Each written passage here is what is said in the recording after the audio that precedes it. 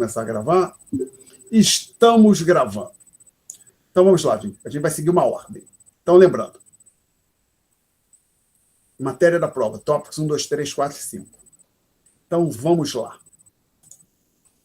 Tópico 1. Referente ao tópico 1. Alguém tem alguma dúvida sobre matéria da aula? Aquilo que a gente fez em aula, ou das notas de aula, ou do livro texto? Tópico 1. Não? E agora, lista 1. Alguma dúvida? Não? Então vamos em frente. Tópico 2. Ele é tópico 1, se não falha a memória. Era PIB. Tópico 2, índice de preços e inflação. Alguma dúvida sobre... Então, vamos lá. Tópico 2. Índice de preço e inflação. Alguma dúvida sobre o que foi discutido em aula, sobre as notas de aula ou livro-texto? A lista referente ao tópico 2, ou seja, lista 2. Alguma dúvida? Vamos em frente, então. Tópico 3, que agora a minha memória está falhando. Tópico 3. Poupança e investimento. Professor. Tá, então vamos lá. Neste tópico 3, senhores, alguém tem alguma dúvida antes de falar da lista? Tópico 3, que é poupança, investimento, sistema financeiro. Alguém tem alguma dúvida sobre material, sobre aquilo que foi discutido em sala, notas de aula, livro-texto, no tópico 3? Eu tenho. Diga, Adriano, pode falar. Tá. Eu acho que eu tinha duas aqui que eu tinha anotado. Eu acho que as duas, principalmente, eram com relação aos gráficos que tinha lá no final da ficha. Das notas de aula. Isso. Tópico 3 que nós estamos falando, não é isso? Isso. Então tá. Eu abri esse tópico 3, esse aqui. Sobre alguns desses gráficos aqui. Isso, né? acho que era o 3, a figura 3, principalmente. Ok, estamos abrindo aqui. Diga. Minhas dúvidas eram um pouco mais de teoria do negócio. E aí a primeira era, primeiro, por que quando a gente estava vendo casos, né, coisas que afetam esse gráfico, por que, por exemplo, um aumento nos investimentos do governo, que é um dos fatores que a gente viu, né? Estou ouvindo, pode falar. Deslocaria a curva para a direita, é isso? Viu os efeitos? Por que isso iria impactar os investimentos? A gente deu uma destrinchada, né? Tipo, aí no gráfico tem os investimentos gerais. Aí a gente dividiu entre investimentos privados e públicos. Aí a pergunta era por que iria impactar os investimentos privados no sentido de, como falou na aula, competir pela poupança disponível para os investimentos. Exatamente. Sendo que cada setor, a princípio, teria sua própria poupança, né? Poupança do governo e poupança privada. Não tem poupança para cada um, não. Não tem, não. O que acontece, vamos lá. O que vai acontecer, podemos colocar aqui no quadro, só para entender, que em equilíbrio, a poupança do governo mais a poupança privada vai ser igual ao investimento do governo mais o investimento privado, tá legal? Mas não está dito que este aqui é igual a este aqui, que este aqui é igual a este aqui. Isso não está dito, não. Você pode até ter o seguinte, isso aqui 0, esse aqui igual a 10, e esse aqui igual a 5, e esse aqui igual a 5. Aí, se por acaso esse aqui aumentar, por exemplo, para 8, e o 10 aqui não mexer, não é isso, mas supõe para facilitar que o 10 continue em 10, e aqui 0, tá? Esse aqui tem que cair para 2. Tá ok? Sim, mas não era isso, não. É porque em algum momento da aula, quando você estava explicando, você falou que os investimentos, tanto o privado quanto do governo, eles competem pela poupança disponível para os investimentos. Sim. E aí a dúvida que eu fiquei é porque... assim, que seria a soma das duas poupanças, e essa poupança que financia, esse bolo total de poupança que aqui existe, vai financiar o investimento privado e o investimento do governo. Então tem uma competição, ou seja, o IP e o G competem pela mesma poupança. Tá? Então, é por isso que acontece o efeito Crowd, o livro chamou de Crowd, acho que usou até a expressão crowd out, ou tentar traduzir para deslocamento. Em inglês é crowd out, com frequência traduzido como deslocamento para o português, tá? O que acaba acontecendo, provavelmente, nesse exercício, não falha a memória, eu estou pensando, o investimento do governo aumenta. Então, o que a gente, conforme o Maker faz, a gente desloca, por exemplo, essa curva aqui para a direita, tá legal? Assim, com o investimento se desloca conforme eu marquei aqui no gráfico, de forma simplificada aqui no PDF, tá ok? Mas o que acontece em equilíbrio? A taxa de juros aumenta, porque a taxa de juros, o ponto de equilíbrio passa desse ponto aqui para esse ponto aqui, a taxa de juros vai crescer. Está conseguindo ver, Adriano? Esse esboço aqui, isso aqui são os esboços. Sim. Tá? Agora, pensa o seguinte, essa taxa de juros mais alta, olha, agora aqui, a curva de investimento privado, ela não se deslocou, ela ficou parada. Então, na hora que a taxa de juros aumentar, o valor do investimento cai, do investimento privado. Até, por exemplo, pensa em curva de demanda. Uma elevação no preço reduz a quantidade demandada, mesmo que a curva de demanda esteja paradinha. Entendeu o que eu quis dizer? Acho que sim. Então, o que acontece nesse exercício aqui, por exemplo, a taxa de juros aumenta. Aí, se você fosse olhar o que acontece com o investimento privado, é que é uma curva decrescente desse tipo aqui. Eu usei V, né? Eu acho que a letra que eu usei foi aqui embaixo, foi V, não foi? V. E aqui taxa de juros. Então, a taxa de juros estava no equilíbrio inicial em R1. Investimento privado, então tinha esse valor aqui, V1. A taxa de juros aumenta para R2. O investimento privado cai para V2. Tá? É que essa elevação da taxa de juros induz a queda no investimento privado. Tá certo? Eu respondi, Adriano? Sim, tá, acho que sim, acho que entendi. Aí a Maria Eugênia quer fazer uma pergunta. Nessa questão aqui que o senhor está falando, qual é por que a curva do investimento é uma reta decrescente? Vamos olhar aqui. Deixa eu apagar isso aqui. Ótimo. Investimento a gente discutiu na figura 2. Tem um investimento do governo que a gente assume que não responde à taxa de juros, é decidido pelo processo democrático / legislativo, é aprovado no orçamento, tá? Está dado, a gente vai assumir que ele não depende da taxa de juros. Então, é uma reta vertical. O investimento privado é uma curva decrescente, tá legal? Se você fizer essa soma quando você fizer a soma do IP do IG, fizesse um trabalho matemático, você ia concluir que a curva de investimento total era algo desse tipo, tá legal? Para R maior que esse R duas barras, é só igual ao IG, que é dado pelo IT, esse valor ITIL, tá legal? Esse segmentozinho aqui, tá vendo? E na hora que o R começa a cair abaixo do R duas barras, começa a entrar uma quantidade positiva de investimento privado. Então, a gente tem essa reta aqui, tá? Esse segmento assim, tá? Aí a gente vai fazer como o livro e vamos ignorar na nossa discussão esse segmento vertical. Nós estamos ignorando esse segmento vertical, vamos trabalhar só com esse segmento decrescente aqui. Tá? Agora, por que esse investimento aqui é decrescente na taxa de juros? Se era essa a pergunta. Tá? Por que essa cor, ou seja, desculpa, por que esta curva aqui, não, essa que eu marquei aqui com o círculo, um pedacinho dela, tá? Ou seja, essa aqui é decrescente na taxa de juros? Porque pensa assim, isso depende do custo do financiamento do investimento. Então, assim, uma empresa tem um projeto para expandir a sua produção. Construir uma nova fábrica, por exemplo. Tem que pegar dinheiro emprestado no banco. O custo para ela vai ser dado pela taxa real de juros. Tá?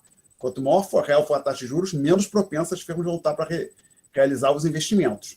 Você pode até imaginar o seguinte: tem um conjunto imenso de projetos de investimento para todo. Cada firma tem assim 10 projetos de investimento. E até a regra simples uma regra simples é assim: se a taxa de retorno do investimento é maior que a taxa de juros, a gente faz o investimento, tá legal? Então, à medida que a taxa de juros começa a subir, alguns projetos começam a se tornar não viáveis, são eliminados, ok? Aí, então, por isso o investimento total da economia cai. Ok? Respondi, Maria Eugênia? Respondeu, professor. Obrigado. Nada.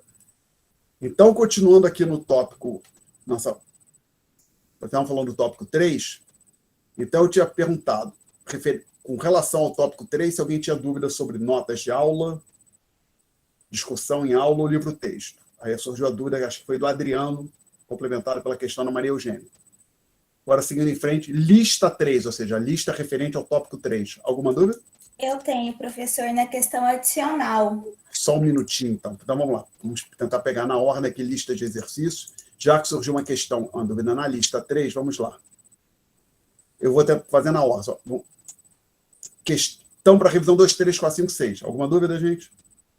Eu tenho na 6 também, professor. Tá, vamos fazer. Nessa aqui, você tem uma dúvida. Isso. Nas outras, ninguém falou nada, eu vou assumir que ninguém tem. Então, vamos lá. Questão para revisão 6. Capítulo 13.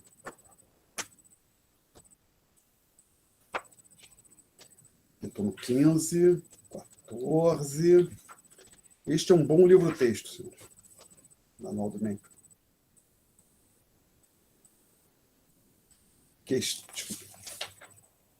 Questão 6, gente. Então, vamos lá. Estamos falando, para a minha própria orientação, estou falando lista 3,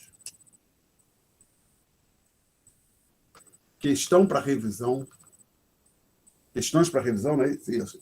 Questão 6. Então, o livro, se eu tiver, sinceramente, vocês confundem, se eu estiver olhando a questão errada, por favor, me avisa, Maria Eugênia. Descreva uma alteração do Código Tributário capaz de aumentar a poupança privada. Se essa medida fosse implementada, como ela poderia afetar o mercado de fundos emprestáveis? Então, assim, uma alteração. Eu não me lembro a que eu coloquei no gabarito. Vou falar uma aqui, possivelmente vai ser a mesma. Por exemplo, redução da tributação sobre o rendimento de aplicação financeira. Vamos lá, para o Brasil. Hoje em dia, você paga IOF para aplicações financeiras com prazo inferior a 30 dias, tá?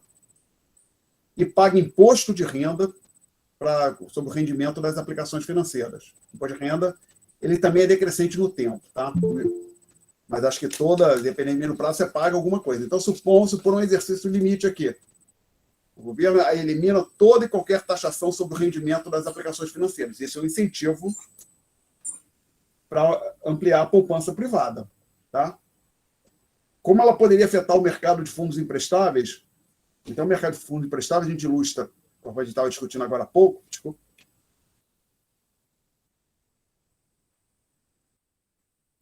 Que eu uso V, né? Perdão. Tem V.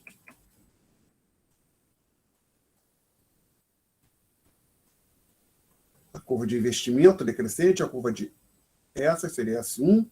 Basicamente, você estaria falando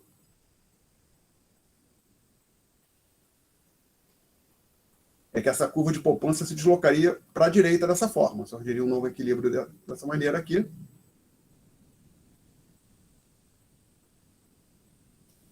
Conforme ilustrado aqui, conforme ilustrado no gráfico, com a taxa...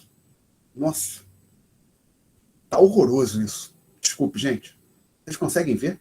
Eu juro para vocês que na época do ensino... Tá dando para entender essa figura horrorosa? Acredite em mim, no mundo do ensino presencial, minha caligrafia não é tão horrorosa, que aqui é mais difícil do que o quadro, realmente. Até fazendo um esforço, indo bem devagar, a letra melhora. Mas toma muito tempo, muito mais tempo do que no quadro negro. Não sei. Tá dando para entender sim, professor. Vou tentar melhorar, realmente. Às vezes é que quando eu estou estudando, lendo alguma coisa, o meu rabisco é muito horroroso. Aí, às vezes, eu faço um rabisco, acho que aqui, como está aqui, não estou no quadro, acho que eu criei o hábito no quadro, fazer com mais capricho. E quando eu faço no papel, e aqui, como se eu viesse no papel, sai essa coisa horrorosa. Até hoje não consegui resolver isso. Um dia essa pandemia vai acabar e nós voltaremos a ter aulas presenciais. Será? Espero que sim, né, gente? Bom, voltando aqui, obrigado para quem disse que dava para entender. Agora eu quero só olhar o meu gabarito, para ver se o gabarito é consistente com o que eu falei aqui. Listas, gabarito 3. Isso. Então, o que eu falei no gabarito, espero que você está dando para ler. Está dando para ler aqui o PDF, gente? Tá sim, professor. Mesma coisa, rendimento da tributação do rendimento das aplicações financeiras, a curva S se desloca para a direita, complete a análise, você tem que fazer o gráfico e explicar o que aconteceu com o gráfico. Explicar o gráfico, né? Tá? Eu respondi, Maria Eugênia? Então, professor, nessa questão aí, quando a minha curva S, que é a da poupança nacional, ela vai deslocar para a direita, vai arrecadar uma quantia menor de fundos emprestáveis.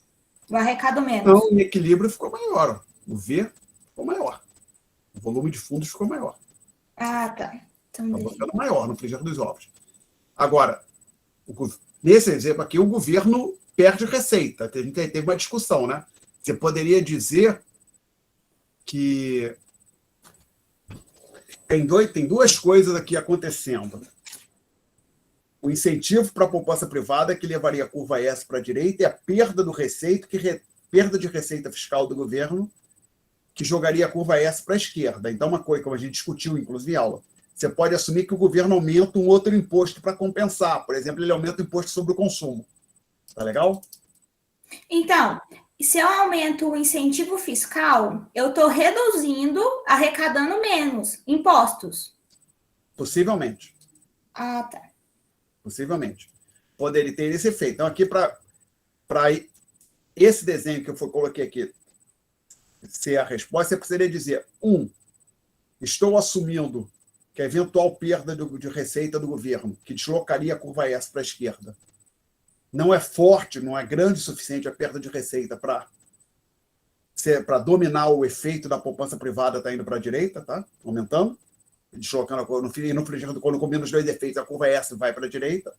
Ou outra maneira, ainda bem mais simples, estou assumindo que a perda de receita que o governo tem por reduzir a tributação da aplicação financeira, ele compensa com algum outro imposto. Imposto sobre o consumo, imposto de renda sobre a renda do trabalho, de alguma outra forma. Tá legal? Entendi, professor. Obrigado. Nada. Pergunta, gente. Então, agora, continuando a lista 3. Problemas e aplicações da lista 3. Não? Questões adicionais, que era o que a Maria Eugênia ia perguntar antes. Questões adicionais, lista 3. Não era aqui, Maria Eugênia?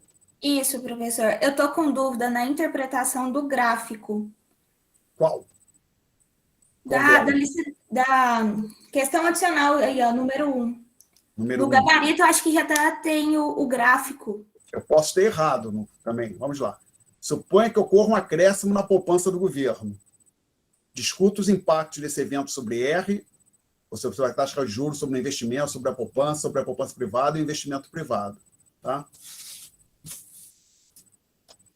Então, se você não estiver confuso, vou tentar fazer melhor o gráfico aqui. Então, vamos lá. Estamos aqui de novo, ainda lista 3. Questões adicionais, questão 1.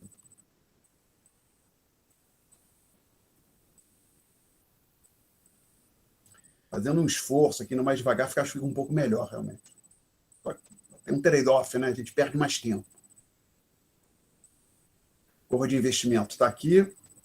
Tem uma curva de poupança, que eu vou chamar de S1. Ponto de equilíbrio A1. Uma quantidade associada a ele, uma quantidade V1. E uma taxa de juros R1. Aí tem uma expansão da poupança do governo, então a curva de poupança se desloca dessa forma. Surge um novo equilíbrio aqui no ponto A2. A correspondente quantidade de equilíbrio, volume de fundos de equilíbrio V2. A taxa de juros de equilíbrio R2. Tá? Então, acho que graficamente era só isso. O gráfico do gabarito está parecido com esse? Professor, eu não estou com o gabarito aqui aberto. Tá. Vamos lá, questão eu adicional. Acho que só tinha duas retas. Não, pera, o questão adicional, meu gabarito está aqui no PDF. Você toma como ponto de partida isso aqui. Lembre que é preciso explicar o gráfico. Tá? Aí o que disse? A curva S se deslocará para a direita, é o que eu fiz aqui em sala, aqui no quadro. Tá? Aí, olhando para o gráfico, o que a gente conclui? Só olhando para o gráfico. Delta R, taxa real de juros caiu, né? Só olhar para o gráfico. Tá? Aí agora, desculpa, tocando aqui, olhando para a pergunta,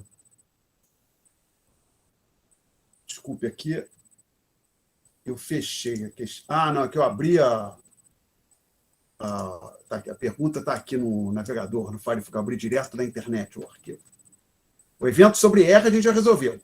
Os impactos do evento sobre R já resolveu. O R cai. Sobre o investimento total. É só olhar que o investimento ele é igual, em equilíbrio é igual a esse V. Então, o investimento total ele cresceu. Ó. Sabemos disso.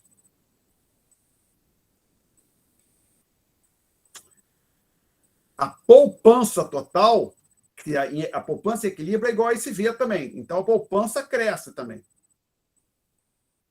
Como é que é, professor? A poupança total é o quê? Em equilíbrio, você tem que o S é igual a I. Não, tá? Em equilíbrio, vale essa igualdade, ambos são iguais a esse valor V aqui, tá claro? Ah, Então, tá, na ok. situação o S é igual a V1, na situação 2, o S é igual a V2. Então, o valor da poupança em equilíbrio aumenta. Então, só para ter tem que ter cuidado aqui com uma coisa. A gente está usando a letra S para denotar duas coisas simultaneamente. A curva, aí tem a curva S1, a curva S2, e o valor da poupança em equilíbrio. Então, isso aqui diz o valor da poupança aumenta, tá legal? O valor de equilíbrio da poupança, tá legal? Passa de V1 para V2. Professor, mas a poupança ali seria o equivalente a V2 ou a reta S? O S, a letra S, tem dois significados, tem que ver pelo contexto. Aqui no gráfico, este S quer dizer curva de poupança 1, curva 1 de poupança, curva 2 de poupança, tá ok? Sim. Porém, agora, quando eu escrevi aqui, eu estou querendo dizer o seguinte, que não faz se dizer que houve um delta S positivo quando o S é uma curva, concorda? Então, esse delta S positivo quer dizer o seguinte, o valor da poupança em equilíbrio aumentou. É isso que eu estou dizendo aqui, tá? Ok. Quem fez a pergunta foi João Felipe, né? Foi. Boa noite. Bom tive a oportunidade de falar ainda. Agora, aí que mais que a gente estava perguntando aqui? A gente perguntava também o que acontecia com a RIS, com a poupança privada e com o investimento privado. Eu vou fazer primeiro o investimento privado, que é mais fácil. O investimento privado, a gente não mexeu com a função, nem com o investimento do governo, nem com o investimento privado. Tá? Então, eu sei que o investimento privado aumenta. Por quê? Porque a taxa de juros caiu e tem uma relação decrescente entre a taxa de juros e o investimento privado. E a poupança privada? A poupança privada cai. Então, dá para ver também rapidamente o que ela cai. Até mais fácil do que eu pensei há poucos segundos. Por que a poupança privada cai? Porque, lembra, o que fez a curva de poupança, essa curva S de colocar no gráfico, foi a mudança na poupança do governo. A curva de poupança privada não foi afetada. E na poupança privada há uma relação. Aqui tem um erro no quadro, desculpe. Ela cai. Tá? A poupança privada se relaciona de forma crescente com a taxa de juros. Então, aquela queda na taxa de juros que a gente identificou no gráfico de R1 para R2 faz com que o valor da poupança privada caia em equilíbrio. Então, a poupança privada cai. Agora, eu vou conferir isso aqui com o meu gabarito. O que eu digo no meu gabarito? Delta R negativo. Só um minutinho. Delta I positivo. Você delta falou S positivo, delta SP negativo, delta IP positivo. Então, isso que está aqui no quadro é consistente com o gabarito. Aí, o que você ia perguntar, Maria Eugênia? A poupança privada, ela tem relação crescente com a taxa de juros real. Ok, obrigado. Tá? Então, na hora que nada me impactou a poupança privada e você detectou essa queda aqui, ó, no R, você sabe que o valor da poupança privada cai. Tá? Colocando de outra forma, deixa eu ver se está aberto aqui ainda as notas. Olhando aqui para esse gráfico, você teria um deslocamento Você teria um deslocamento ao longo desta curva aqui.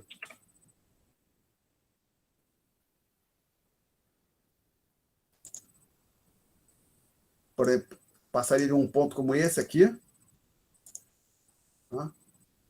Aqui estaria associado a um R1 para um outro valor aqui associado a um R2. Então, a poupança privada cairia desse valor. Ops, só que era para ser vertical, desculpa.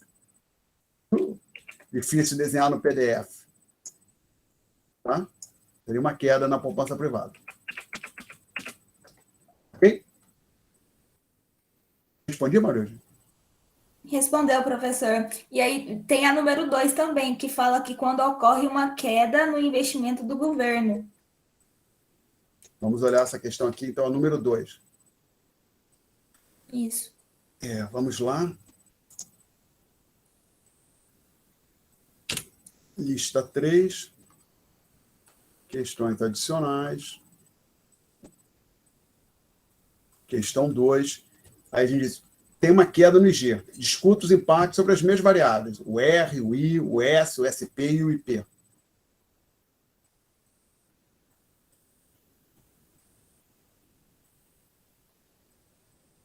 Então, aqui está a nossa curva S, que agora ela não vai se deslocar.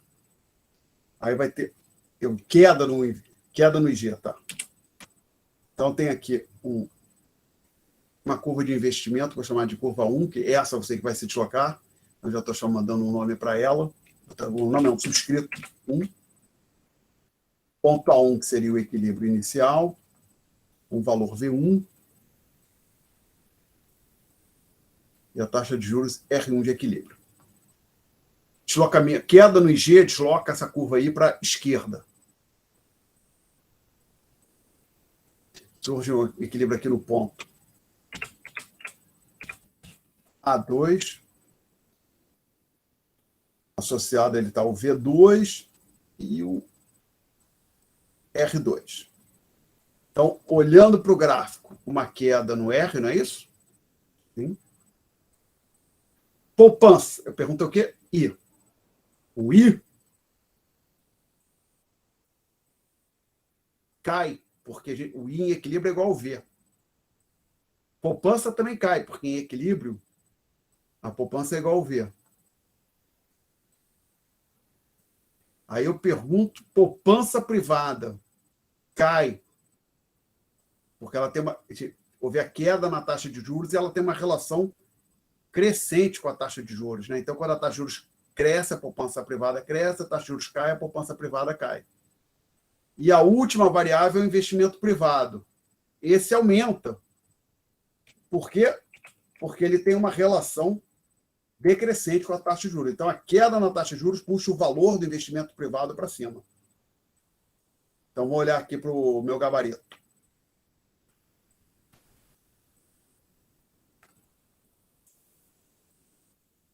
Vou puxar para cá. O gabarito eu digo, para a questão 2. Delta R negativo, delta S negativo, delta I negativo, delta SP negativo, delta I IP positivo. Então, o que eu fiz no quadro está consistente com o gabarito. Tá? Professor, só uma dúvida assim para esclarecer na minha mente. Por que assim, uma situação real, por que quando tem uma queda no investimento público do governo, a minha taxa cai, não cresce? Como aqui no gráfico, você está dizendo? Isso.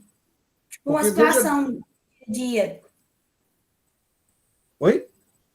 Tipo, uma situação real que pode acontecer. É só para mim entender, porque às vezes assim eu não consigo imaginar uma situação que possa acontecer. Aqui a gente vai ter que fazer um esforço teórico. Vamos usar, por exemplo, o material, a matéria que você aprendeu, por exemplo, no curso anterior de micro. Se eu chegar e falar para você, tem um mercado qualquer de batata e, de repente, um bando de potenciais compradores deixam de comprar, saem do mercado. Isso desloca a curva de demanda para a esquerda. Você concorda que o preço tende a cair? Concordo. Você pode dizer a mesma coisa. Se o governo, para financiar o seu investimento, ele entra no mercado também disputando financiamento com o setor privado, ok? Então, se ele reduz os seus projetos de investimento, fica mais fácil para o setor privado se financiar. Isso acaba gerando a queda na taxa de juros, tá? Inclusive, aqui, vamos dizer que a taxa de juros está funcionando exatamente como um preço. Então, você pode, inclusive, o livro fala, eu acho que ele usa essa terminologia, se não falha a memória, ele chama essa curva decrescente de demanda por fundos e a curva crescente de oferta de fundos. Tá legal? Então, tem menos, pode pensar assim, tem menos gente, seja o governo ou não, uma quantidade menor de pessoas buscando financiamento, ou de agentes buscando financiamento. Isso faz com que a taxa de juros caia. Tá legal? Entendi, professor. Obrigado. Nada. Continuando essa discussão aqui sobre esta lista. Nesta lista 3, senhores. Não, aqui, perdão. Mais perguntas sobre a lista 3. Professor, boa noite, tudo bem? Boa noite. Você poderia resolver as 5 dessa lista 3 de problemas e aplicações? Eu dei uma leve confundida, eu acho. Dá uma olhada aqui. Espero que sim.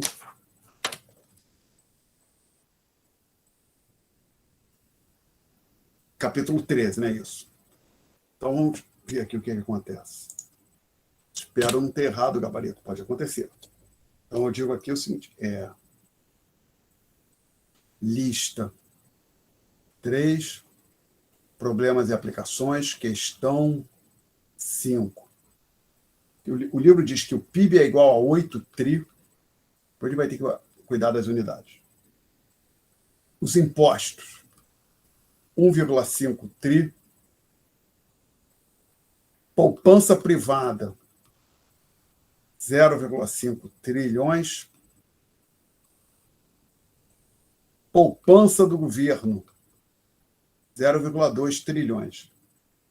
Admitindo que estamos lidando com uma economia fechada, calcule o consumo, as compras do governo, a poupança nacional e o investimento. Deixa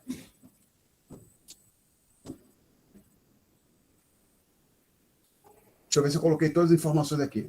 PIB é 8, os investimentos 1,5, os impostos 1,5, poupança privada 0,5, poupança pública 0,2. Isso é uma economia fechada sem governo. Então, não me lembro exatamente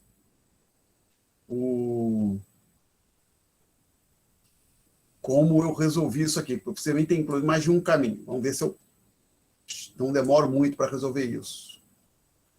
Vamos ver se eu consigo resolver e resolver rapidamente.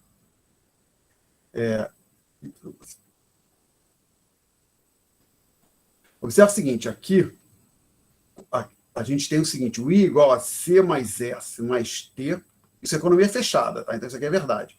E também o Y, que aqui não tem diferença de PIB para PNB, então esse Y é PIB, é PNB, é renda, e também C mais I mais G. Tá? Então, observe o seguinte, o que nós temos aqui?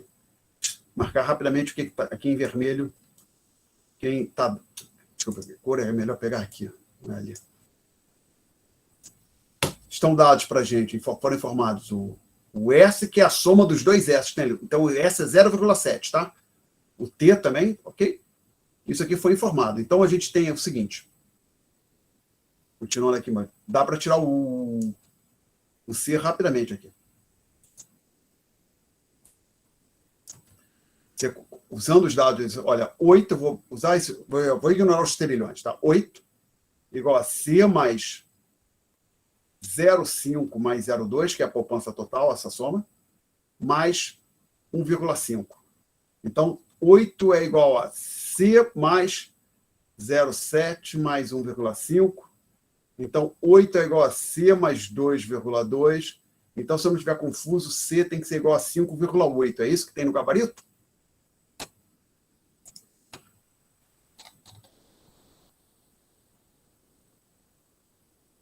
Que questão é essa? Que questão era essa? Professor, no gabarito tá 6. 6? Então, vamos ver se eu posso estar errado. Vamos conferir aqui. Os números que eu coloquei aqui à esquerda, né, gente? Só os números que eu coloquei aqui, nessa região, estão corretos? Sim ou não? E só uma coisa, olhar aqui o enunciado. Professor, só se o T for 1,3, né? Ali na esquerda, em vez de Não, mas eu tenho 1,5. não, eu botei correto no enunciado. Então eu errei, o gabarito está errado. O gabarito tem um Professor, erro no gabarito. Eu, Então, eu fiz usando a fórmula SP é igual a Y menos T menos C e deu 6. mas tinha que bater também aqui. Onde que eu estou errando? A poupança privada, só para não ter dúvida, a poupança, vou lá, ele disse aqui. PIB 8 trilhões, PIB 8. Impostos 1,5. Poupança privada 0,5. Poupança do governo 0,2. Tributos 1,5. Então, 0,5 mais 0,2, 0,7. Mais 1,5, 2,2. No meu modo de ver, o C é igual a 5,8. Acho que aquele 6 que eu coloquei está errado. Tá? Eu me lembro que achei que até mais uma vez. Onde eu teria errado? Vamos lá, investimento não está dado aqui. A gente não tem como tirar o investimento. Porque a gente também não tem, ou seja, a gente não tem como usar essa fórmula aqui no momento. Tá? Ok? O que você disse que você utilizou, Maria Eugênia? O SP é igual a Y menos T menos C. Peraí, desculpe. Já sei onde está o erro. Já sei. É 6, sim. Já sei onde está o erro, gente. Já peguei. Você tem razão, tá? Obrigado que você me alistou. Vamos lá, gente. Desculpe. Onde é que está o erro, gente? Tem um erro aqui. Vou dizer para vocês. É que, às vezes, a letra E, para alguns livros textos, a letra S é utilizada para poupança privada e para outros é utilizado para poupança nacional. Tá?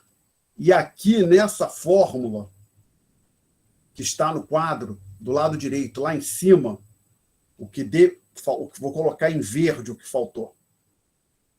Foi daqui que veio o erro. Perdão por isso. Aqui, ó, gente.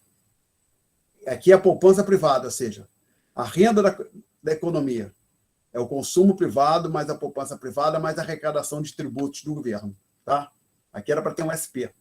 Então, observa, esse 0,2 que foi colocado aqui não era para entrar, por isso que deu a diferença. Era só para ser 0,5, tá? Professor, mas esse 0,2 ele não é... Um minutinho, e aqui fecha em 6. Ok? Aí Tá, alguém ia fazer uma pergunta. Sou eu, professor Anderson. Esse 0,2 ele não entra, na verdade, por ser uma economia fechada ou não? Não. Ele, mesmo que fosse ele não entra, não é porque se a economia fechada fosse a economia aberta, teria uma fórmula diferente, mas só para não haver dúvida, eu me enrolei. Eu vou botar o quadro aqui, vou botar o quadro de volta. Com a anotação. Eu usei essa fórmula aqui, mas o problema é que alguns livros, alguns textos, eles colocam o S, e o S é só a poupança privada, mas aqui para a gente, poupança privada é só o SP. Quem entra nessa fórmula é a poupança privada. Então, a fórmula correta é essa que está agora no quadro, com aquele Pzinho subscrito ali de privado, tá ok? Tranquilo, professor. Valeu, Tá, obrigado. Então, o que é essa fórmula que eu marquei agora? Para uma economia fechada diz, a renda pode ser utilizada em consumo pessoal, consumo privado, poupança privada ou pagamento de tributos para o governo. Tá legal? É só isso que eu falo. Eu misturei aquilo ali. Eu meti a poupança do governo ali, que ele não entra nessa fórmula. Tá legal? Bom, após esse percalço, agora a gente pode voltar para cá, que eu vou marcar em preto, eu acho, aquilo que a gente tem nessa fórmula de baixo. Agora a gente tem esse camarada, temos esse aqui, que a gente acabou de achar, que é 6. Temos o G não, o G a gente não tem. Mas a gente sabe que a poupança do governo é igual a T menos G. Tá? E como a gente disse que o T é 1,5, a gente sabe, a gente diz não, foi dado. T igual a 1,5 e a poupança do governo é 0,2, a gente pode concluir que o G é igual a 1,3, tá legal? Então, a gente também já tem o G. Então, a gente pode, por exemplo, pegar essa fórmula aqui agora e resolver para o I. Ok? E aí, o que ele pediu no enunciado? Consumo, compras do governo, 1,3. Espero que tenha 1,3 no gabarito. Consumo 6, o segundo número que eu coloco é 1,3, exatamente. A poupança nacional, que é a soma da poupança privada com a do governo, que é 0,7, tá? 0,5 mais 0,2, 0,7. E o investimento. O investimento é igual a poupança nacional. Então, o investimento também tem que ser 0,7. Tá legal? Perguntas? Perguntas, gente. Poderia pegar o investimento usando o fato que ele é igual a soma a poupança nacional, tá? Que é 0,7, ou usar essa fórmula aqui, que seria 6... Não, digo 8 com 6 menos 1,3. Então é 0,7, né? 0,7 mais 1,3, 2 com 6, 8. Tá? Perguntas? Então, lista 3. Mais perguntas da lista 3. Aí o Adriano vai fazer uma pergunta. Fala, Adriano. Professor, ainda lá na teoria, né, que nem eu tinha falado lá na outra questão, eu acho que eu tô com um pouco de dificuldade de entender nos gráficos ainda que a gente estava vendo lá, o S, né, a poupança e o comportamento dele no gráfico. Porque, assim, eu estava considerando ele, né, como poupança, o I como investimento, e seria errado eu considerar eles meio que como opostos um do outro? Não. Desculpe, acho que não são opostos. Não. Só porque um é decrescente, não. Só veja claro. O que é a poupança? É aquilo que as pessoas, a sociedade sacrifica da sua renda, que ela de consumir para acumular, para ter consumo no futuro, tá certo? Mas o investimento é uma parcela da produção que as pessoas, que a sociedade aloca para acumulação de capital físico. Acontece que em equilíbrio o S é igual ao I, tá? Então, até inclusive deixar um ponto claro. Pensa naquele modelo de oferta e demanda que você discutiu no curso anterior, no semestre do curso de micro. Tem uma curva, que é a curva de demanda, que descreve o comportamento dos consumidores, tá legal? Quanto eles querem comprar de um dado bem, dado o preço. E a curva de oferta, que descreve o comportamento dos vendedores. Aí o equilíbrio seria no ponto A, com preço. Esse caso está horroroso, vou tentar fazer melhor, desculpa. Quantidade, preço. Se eu me concentrar, for devagar, o negócio fica melhor. Acaba que toma mais tempo, né? Que tremeu um pouco.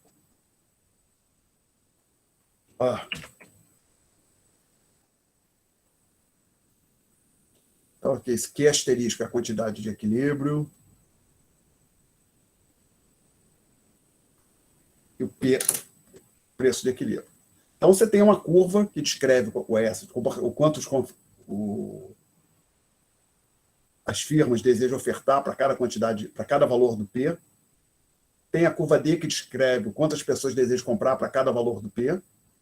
Em equilíbrio, a quantidade, no ponto A, a quantidade ofertada é igual à quantidade demandada, ambas iguais aqui asterisco. Está claro isso, Adriano? Sim, sim. Aí agora você tem uma situação similar. Você tem uma curva, que seria a curva I, que descreve, pode pensar assim, quantas firmas estão dispostas a efetuar de investimento para facilitar, investimento não, novas fábricas, novos portos, novos hospitais, dada a taxa de juros. Para cada valor da taxa de juros, o quanto as firmas vão estar investindo. Se a taxa de juros for muito alta, elas vão investir muito pouco. Se a taxa de juros for muito baixa, elas vão investir bastante. O que interessa para a gente é que tem uma relação decrescente do investimento com a taxa real de juros. E tem uma outra curva que relaciona o quanto os agentes querem, pode pensar assim, colocar como reservar para consumo futuro e receber juros de acordo com a taxa de juros. A gente assumiu que essa relação é crescente. E aí você que vai ter uma taxa de juros, que vai ser a taxa de juros de equilíbrio, que vai fazer com que a quantidade associada à curva de investimento seja igual, que eu chamei usei aquela letra V, né? O V vai ser o mesmo para poupança e investimento, tá ok? Mas não são iguais, também não são opostos. Uma curva descreve o comportamento de um grupo de agentes, outra curva descreve o comportamento de outro grupo de agentes e equilíbrio. A taxa de juros vai ter que atingir um tal valor para fazer com que as quantidades sejam iguais. Ok? Sim, sim. Eu acho que eu estava, na minha cabeça, considerando como opostos, mas no sentido de que, enquanto, por um lado, alguns estão escolhendo fazer o investimento, outros estão optando por não fazer aquele investimento e por isso estão guardando o dinheiro. Mas não é, então, uma relação tão direta assim? Não, né? Que na prática a gente faz, se for pensar, a gente está fazendo aqui para a discussão, ali separa a gente pessoas, empresas, mas se for pensar, separação não é teórica. E quem está lá quem toca as empresas? São as pessoas, né? Pessoas, não todas as nós, mas algumas pessoas. Mas o fato é que você pode... A gente também falou isso aí, juridicamente são entidades distintas. Indivíduos, unidades consumidoras, a gente, em inglês usa household, a gente traduz como família, né? E o outro tipo de agente econômico, as empresas que produzem e que também tomam decisões de investimento no seu capital físico. Novas fábricas, novas rodovias, assim vai. Tá? Obviamente, você pode pensar, a gente tem um sujeito que é um microempresário individual, é a pessoa que é a empresa também.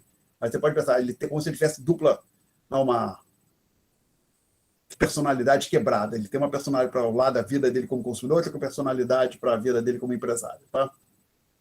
Ok? Tá bom.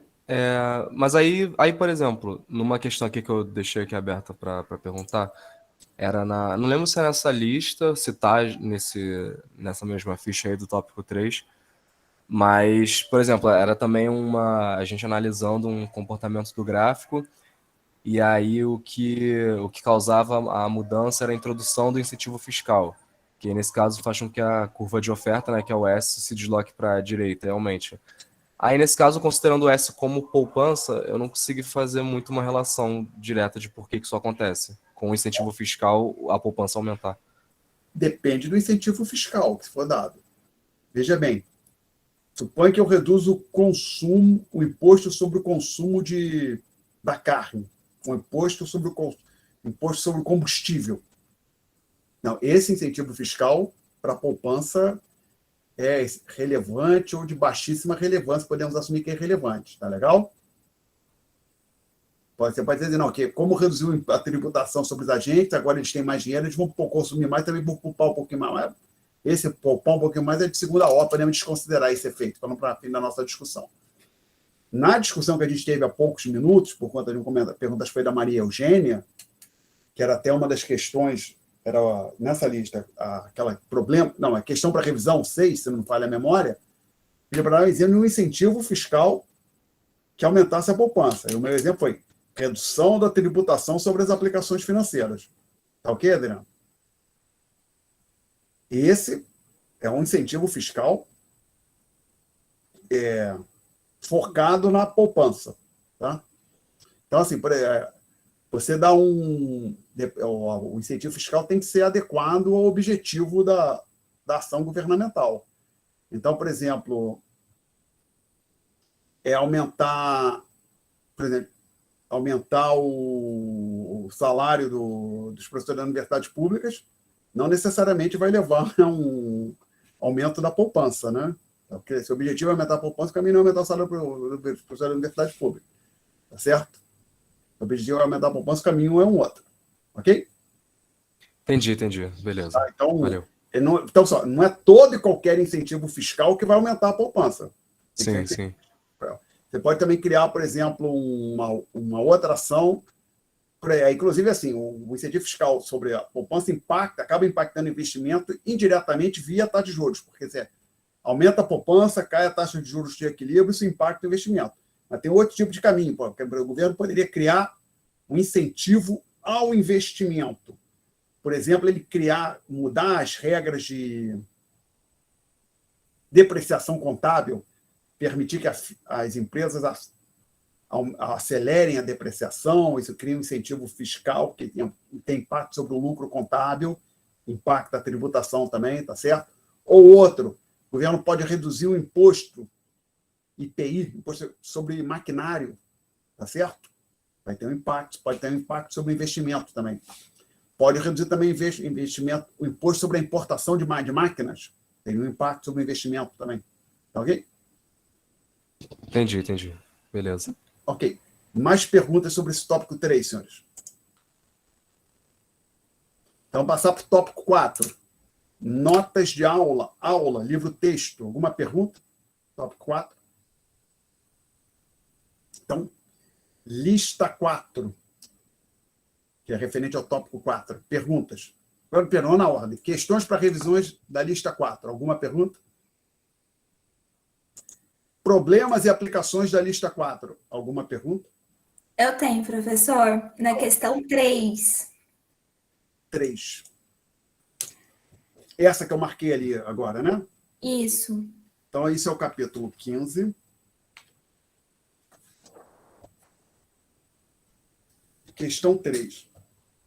Os economistas utilizam dados sobre a força de trabalho para avaliar o desempenho da economia por meio de seu recurso mais valioso, as pessoas. Duas estatísticas observadas com atenção são as taxas de desemprego e a razão entre emprego e população. Explique o que acontece em cada uma delas nos cenários seguintes. Em sua opinião, qual delas é o mais significativo para demonstrar o desempenho da economia? Aí tem lá itens A, B, C, D e F. Você tem dúvida no item específico ou em linha geral sobre o... Eu tenho dúvida. Eu fiquei... Porque eu errei a letra B e a letra C. Então, vamos fazer o B e o C. Certo. Então, vamos lá. Então, isso é lista... Que lista é essa? Lista 4. L4... Problemas e aplicações, questão 3. Tá, então, eu vou... No gabarito, eu dei um nome específico para essas relações? Deu. Qual foi? Você tem condição de consultar? Eu já abri aqui, eu consulto aqui. Eu vou... sim, vou usar U para taxa de desemprego. U é, conforme U é taxa de desemprego. E vou usar X. O X é igual a número de emprego sobre população. Então, basicamente, número de pessoas empregadas dividido pela população total, tá? Então, vamos olhar o item B. Você ficou com dúvida no B e C, não foi? Foi da letra B. Eu não entendi por que o delta X, emprego sobre população, ficou igual a 0. Vamos ver, uma coisa de cada vez. É que o B depende do A. Então, vamos fazer o A primeiro. No item A, está dito o seguinte. Uma empresa de automóveis vai à falência e demite os funcionários, que imediatamente começam a procurar emprego. Então, no meu modo de ver, a gente tem um delta U positivo, tem mais gente desempregada, a população não mudou, força de trabalho não mudou, tá?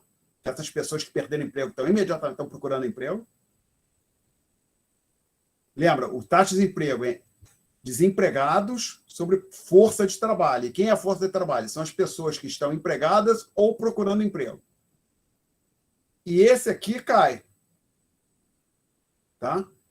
Porque o número de empregos diminuiu, o denominador ficou constante.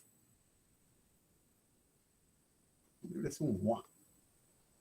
Agora, o item B é a continuação desse. Ele diz o seguinte: após procura infrutífera, alguns deles desistem de procurar emprego.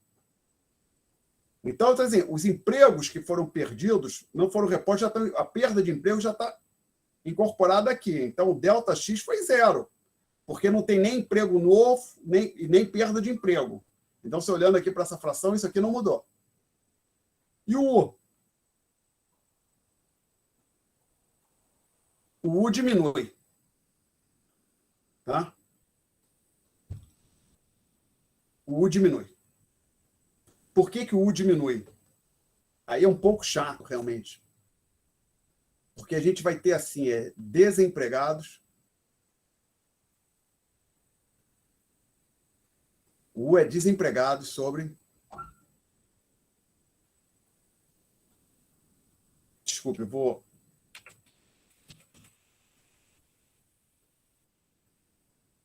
ter que usar senão fica muito grande. Eu vou usar aqui. Tentar usar o que eu usei nas notas de aula. Esse é o tópico 4, né? Acho que eu tenho uma anotação para isso nas notas de aula.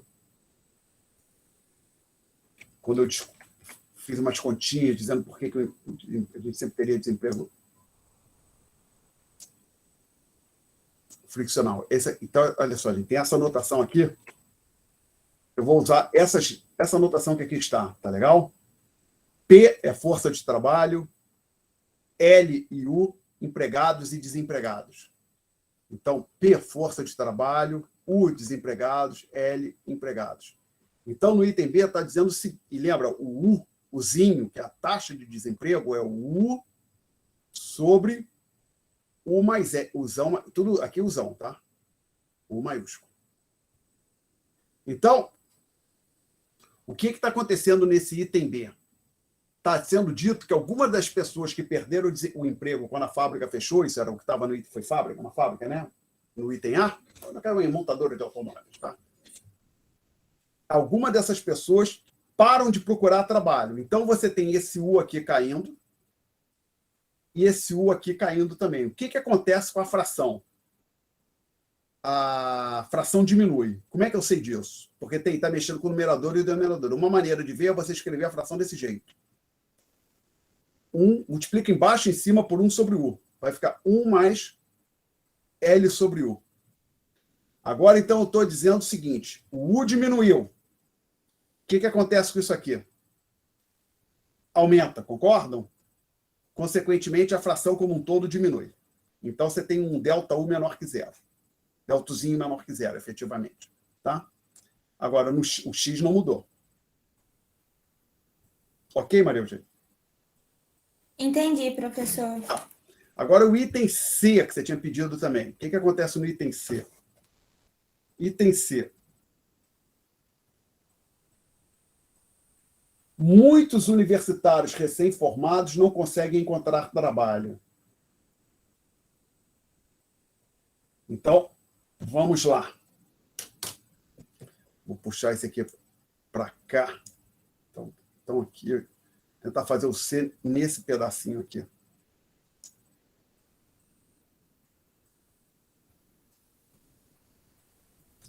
Muitos universitários recém-formados não conseguem trabalho. O que vai acontecer, acredite em mim, depois a gente te confere. A taxa de desemprego está aumentando, tá? E o X não muda.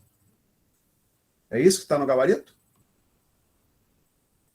Delta U positivo e delta X igual a zero? Isso. Tá. Por que o X não muda? Vamos olhar para cá. Emprego novo tem? Não. Então, o numerador não mudou. População também não mudou. Tá ok? Então, o X não mudou. E o delta U? Por que tem o delta U? O que está acontecendo? De novo, a gente tem um problema, né? O U está mexendo o U que aparece na fração. Aparece embaixo e em cima, o U maiúsculo, né? Embaixo e em cima nessa fração aqui. Então, aqui, mas observa que é o caso contrário do que a gente tinha discutido antes. Antes a gente tinha discutido uma queda no Uzão, o que acontecia com o Uzinho. A gente concluiu que o Uzinho diminuía, que vai ser o contrário. O Uzão aumentando, o U minúsculo aumenta também. Tá? Então, aqui, o Uzão diminuindo, o Uzinho diminui. O Uzão aumentando, o Uzinho aumenta. Poderia usar o método de raciocínio, tá? Ou seja, Entendi, professor. em vez de olhar para a fração desse jeito, olhar para a fração dessa forma que eu estou pontilhando aqui. Tá legal? Ok, obrigada. Nada. Então, continuando a discussão dessa lista 4, Outra pergunta, ainda no problemas e aplicações, tem o 5 e o 6 ainda, talvez o 2. Quem quer fazer uma pergunta?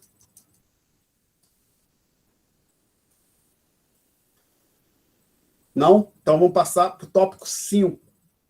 Tópico 5, alguma pergunta sobre aula, nota de aula ou livro-texto? Fala, Adriano. No tópico 5, o PMPP, né, que a gente vê, eu só fiquei confuso de por que ele seria o público não bancário. O que exatamente seria isso? O que seria isso? O que seria o público não bancário? Basicamente. Primeiro, acho que, na verdade, estou pensando que talvez tenha duas coisas. O que seria o público não bancário e por que a gente foca no público não bancário, é isso? Pode ser, mas acho que eu fiquei confuso no conceito em si mesmo. Não, vamos lá. Público não bancário, pensa o seguinte: o governo está fora, tá legal? Então, o governo no sentido. Perdão? Não. Desculpa. A gente tem que entender a lógica é o seguinte: no frigidor a gente está preocupado olhando para o M1, que foi o conceito que a gente adotou de moeda, aquilo que no meio de pagamento que não rende juros. Então, moedas, cédulas, também depósitos podem ser movimentados por cheque ou cartão de débito ou Pix também, tá? Que não rende juros, né? E poupança como rende juros, pode movimentar por Pix, mas acho que poupança pode movimentar por Pix, não pode? Eu acho que pode, né? Ou só recebe Pix, eu nem sei. Não sei se alguém pode fazer pagamentos com Pix sacando de uma conta de... Acho que pode. Pode, sim. Pode, mas a gente vai estar pensando, vamos pensar assim, moeda, porque para a gente não rende juros. Então, como basicamente está pensando o seguinte, formas de pagamentos que são substitutos quase que perfeitos para moedas e cédula em espécie. O que são, então?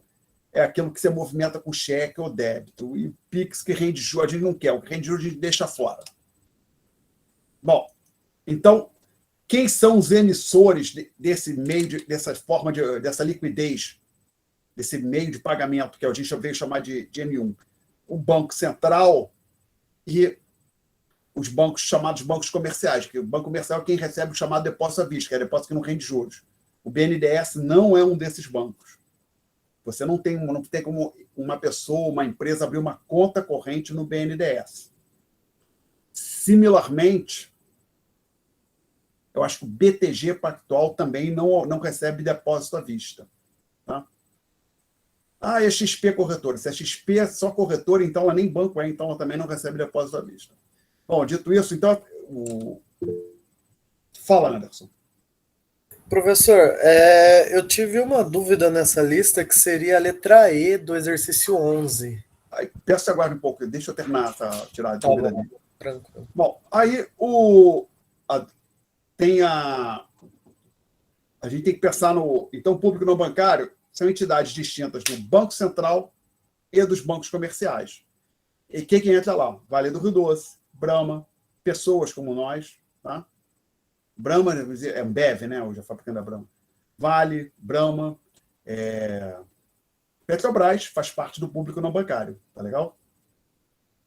Então, basicamente, a gente vai olhar para a liquidez que o sistema Banco Central, bancos comerciais, cria para o complemento, os demais agentes da sociedade. Aí a gente chama esse demais agentes da sociedade de público não bancário. E uma das coisas que a gente olha é a quantidade de moeda física, cédulas e moedas metálicas que estão em poder desse público não bancário. Tá ok, Adriano? Respondi? Mais ou menos, mas ele seria o público, então, que não faz uso dos sistemas dos bancos e, na teoria, seria que só faz uso Não, ele da faz. moeda. Essas pessoas têm depósito à vista. Por exemplo, a Petrobras faz uso do sistema bancário e ela faz parte do público não bancário. A Vale faz parte do público não bancário. Eu tenho conta corrente, eu também faço parte do público não bancário. E as pessoas que não têm conta também fazem parte do público não bancário. Alguém que só usa moeda e cédula em espécie, não tem conta corrente, não tem cartão de crédito, não tem nada, essa pessoa faz parte do público não bancário e ela carrega moedas e cédulas. Tá legal? Aí uma pessoa que tem conta no Banco do Brasil e no Bradesco faz parte do público não bancário. tá? Seria então todo mundo fora dos próprios bancos? Fora dos próprios bancos e do Banco Central. Ah, Então, entendi, Os entendi. próprios bancos, deixam claro, banco comercial, que são aqueles bancos que recebem os chamados depósitos à vista, tá? Tá Ok? bom, beleza. Aí, já a gente tem uma dúvida sobre a lista, já a gente entra, pelo menos uma dúvida sobre a lista, já a gente entra na lista. E, perdão, a gente está na parte 5, né? Chegamos no tópico 5, não foi? Isso. Tá. Aí, mais dúvidas, ainda sobre o tópico 5, mais listas sobre nota de aula, livro, matéria discutida em aula. Não? Então, vamos para a lista. Aí eu pediria só para o Anderson, sei que você tem uma dúvida, mas deixa eu fazer na ordem que aparece aqui. Lista 5, então. Aqui nessa Professor, Fala, Safra. boa noite. Desculpa, acabei de entrar, eu esqueci completamente. Uhum. Você perguntou agora se tem alguma dúvida em relação ao quê? Tópico 5. Ah, tá. Tá? Então, estamos entrando na lista 5. Conforme está marcado aí, acho que está aparecendo para vocês na tela, né? Estou projetando. Nessas questões para revisão da lista 5. Alguma dúvida, gente? Se tiver, vamos na ordem. A primeira dúvida, ninguém tem dúvida na 2, na 4, não tem na 5, a gente discute a 5. Nessa aqui parece que não. Então, vamos lá. Problemas e aplicações. É aqui a sua dúvida, André? Tem que ser, porque não tem questão adicional. É aí mesmo, Qual professor. delas? Na 11. 11E, na verdade. Só um minutinho, já vai falar da 11. Eu tô com dúvida nessa 11E também. 5, 9 ou 10, alguma dúvida? Não? Eu tenho, desculpa, na 10B. 10. Então, desculpa, me permitem ir na ordem, que às vezes prefiro ir na ordem, que às vezes uma se aprende numa é útil na outra, né? Supondo que, e acho que é o caso, o autor do livro teve esse cuidado. Então, vamos lá. Atacar a questão 10 aqui. Eu tenho que achar a lista 5, que é o capítulo 16. Professor, Fala. eu tenho na 5, na verdade, também. Tá. Do problemas e aplicações mesmo. Ok.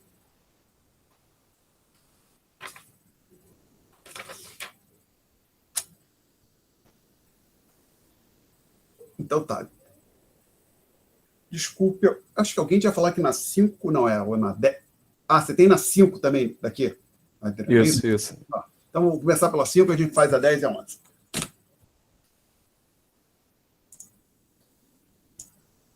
Até 5 realmente é mais, acho que tem a impressão que é mais fácil, mais simples.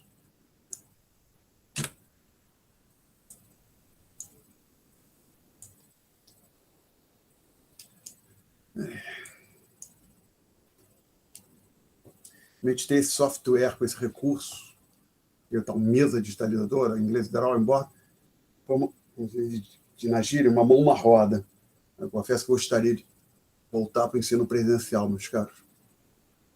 Então vamos lá, estamos falando da lista 5, problemas e aplicações, questão 5.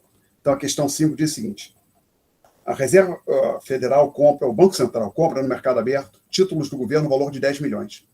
Se a taxa de, vou usar R barra para reservas exigidas, é de 10%. Qual o maior aumento possível na oferta de moeda que poderia resultar? Qual o menor aumento possível? Explique. Tá? Essa é uma questão difícil, realmente. Vamos ver se eu acerto aqui. Eu tenho tem o gabarito também. Já vou até aqui abrir o gabarito. Tópico 5. Enquanto ele abre, não abrir as notas de aula. Então, lista. Gabarito 5. Pronto. Então, vamos lá. Aí diz que as reservas exigidas são de 10%. E aí o Banco Central, a Reserva Federal compra no mercado aberto, tudo no governo valor de 10 milhões. Tá? Então, ele faz uma compra de... Vou só escrever 10, tá? Vamos lembrar que 10 milhões. Se a taxa de reserva exigida de 10%, qual o aumento por ser na oferta de moeda que poderia ocorrer? Assumindo que, lembra, o multiplicador é M é igual a 1 sobre R. Lembra, o multiplicador é aquela letrinha que tem essa propriedade que o Mzinho é tal que M1 é igual a Mzinho vezes M0. E, em adição,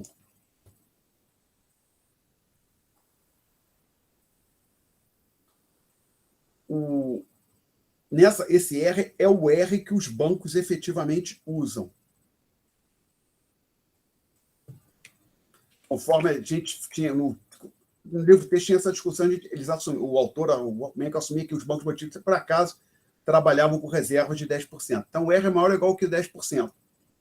Qual é o menor valor possível para o R? Quanto menor for o R, maior vai ser o Mzinho. O menor valor possível para o R é justamente o R barra, que é o mínimo que o Banco Central exige. Consequentemente, o maior valor possível para o M é 1 sobre R barra. Vou colocar assim.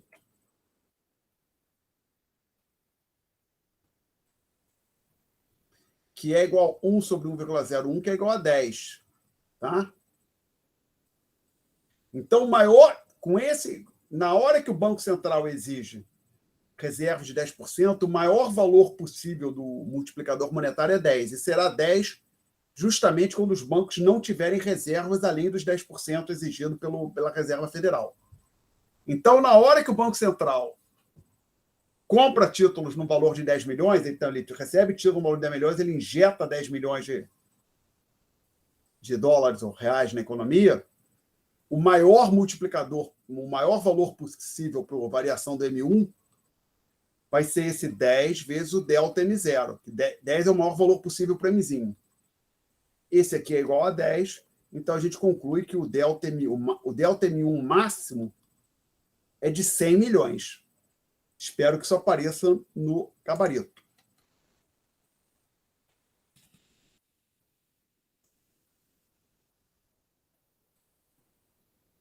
Máximo 100 milhões. Utilização da fórmula do multiplicador monetário, que é mais ou menos o que pressupõe que os bancos não mantêm reserva livre, que o público não carrega uma moeda espécie. Tá? Foi o que a gente fez aqui. Mínimo 0. Por que, Alexandre? Lembra de estar falando do M1. E vamos lembrar que o M1 é igual a PMPP mais mais depósitos à vista. Tá? Enquanto o M0 é igual a PMPP mais reservas bancárias. Então, quando acontece a operação de mercado aberto no exercício, quando o governo compra 10 milhões em títulos, ou seja, o governo, não, a Reserva Federal compra 10 milhões em títulos, ela recebe títulos e entrega para os bancos 10 milhões, ou seja, as reservas bancárias, essas aqui crescem por 10 milhões. Agora, supõe que os bancos estivessem precisando de mais reserva por algum motivo, e não efetuam nenhum empréstimo novo. Eles simplesmente aquilo lá é para recompor alguma coisa que eles precisavam desse dinheiro por algum motivo. Os bancos não efetuam novos empréstimos. Veja, o PMPP não mudou, tá? O PMPP não muda, e o DV não mudaria. Consequentemente, o M1 ficaria igual a 0. Ou seja, o que eu estou dizendo é o seguinte: no caso limite dos bancos não utilizarem aqueles 10 milhões que eles receberam ao vender os títulos para efetuar novos empréstimos, o M1 ficaria constante. Então, o aumento mínimo para a quantidade de moeda é 0. Tá legal? Perguntas? Perguntas. Então, acho que esse liquido 5. Aí alguém tinha levantado a mão ou foi impressão minha? Eu vi um clique aqui, não vi o que era. Acho que foi impressão minha. Então, o 5 foi, a gente discutiu.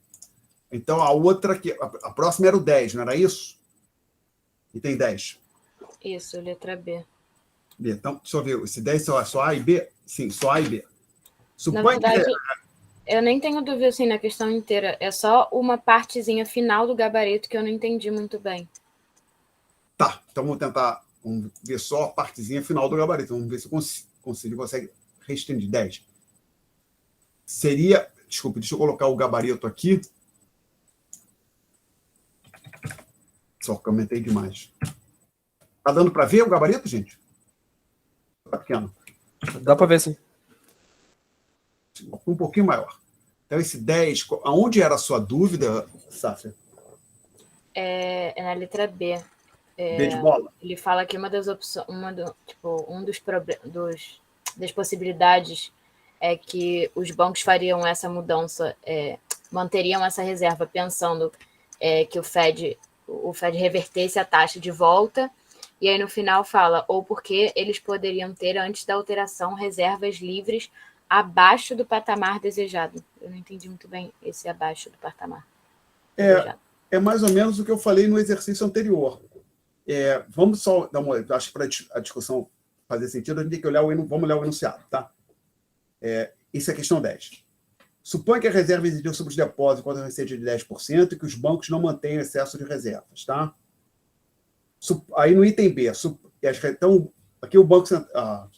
perdão, jogar parte aqui da informação, então vamos lá. Lista 5, questão... Não. Questões para revisão. Questão 10, né? Não é questão, problemas de aplicações, que são os maiores, mais sofisticados, né? PA, questão 10. Então, aqui ele diz que as reservas exigidas são da ordem de 10%, tá?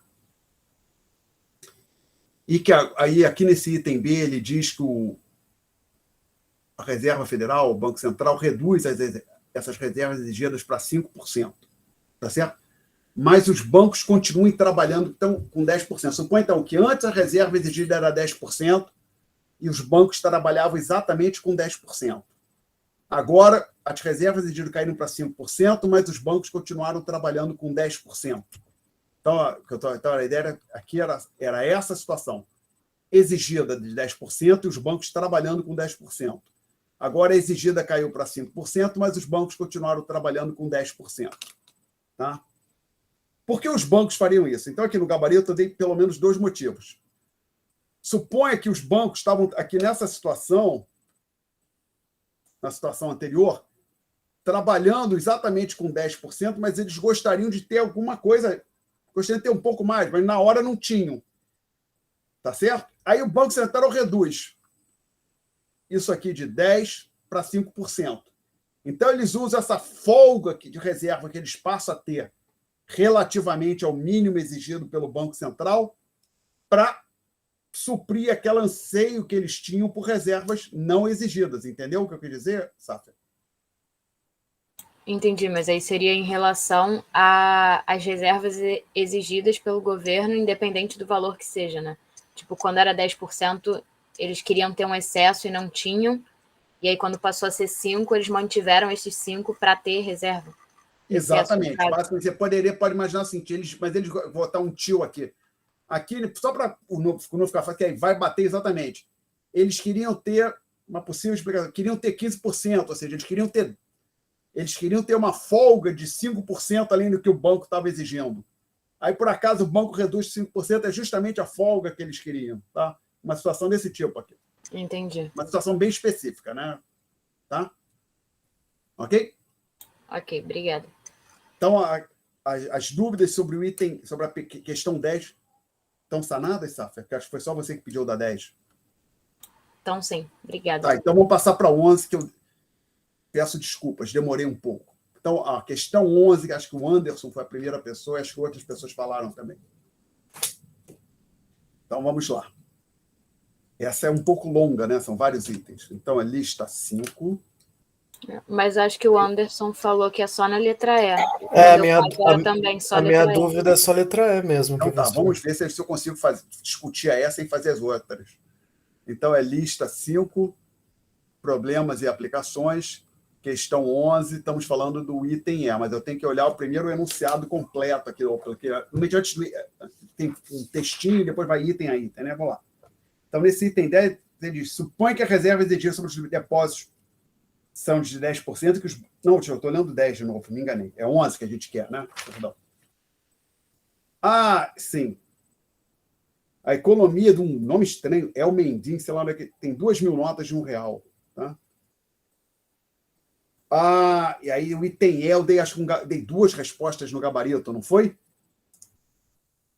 Não, tem uma só, Uma mas só tem até é uma o tempo dica. que dava uma dízima, né?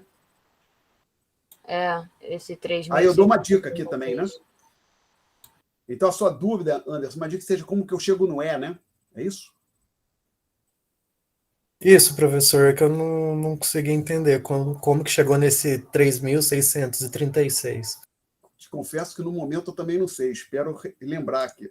Vamos Eu lá. também não. Porque, assim, o que eu fiz foi a mesma lógica das letras anteriores. Aí eu não entendi muito bem. Parece que essa letra E usou outra lógica. Não sei. Sim.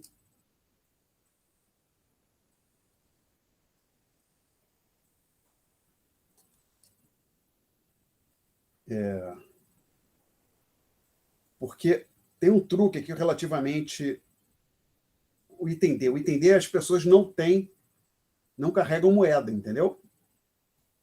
Vocês querem fazer todos os itens para ver se vocês estão comparando o item E com os outros? Pode colocar, eu não me incomodo, pode ir até 10,5, por exemplo. Agora são 10, 8 para as 10. Vocês preferem tentar atacar só o E ou ir resolvendo item a item? O que vocês preferem? Por mim não precisa. Por mim pode ser só a letra E. Então vamos lá, vamos ver o que eu consigo fazer aqui na letra E.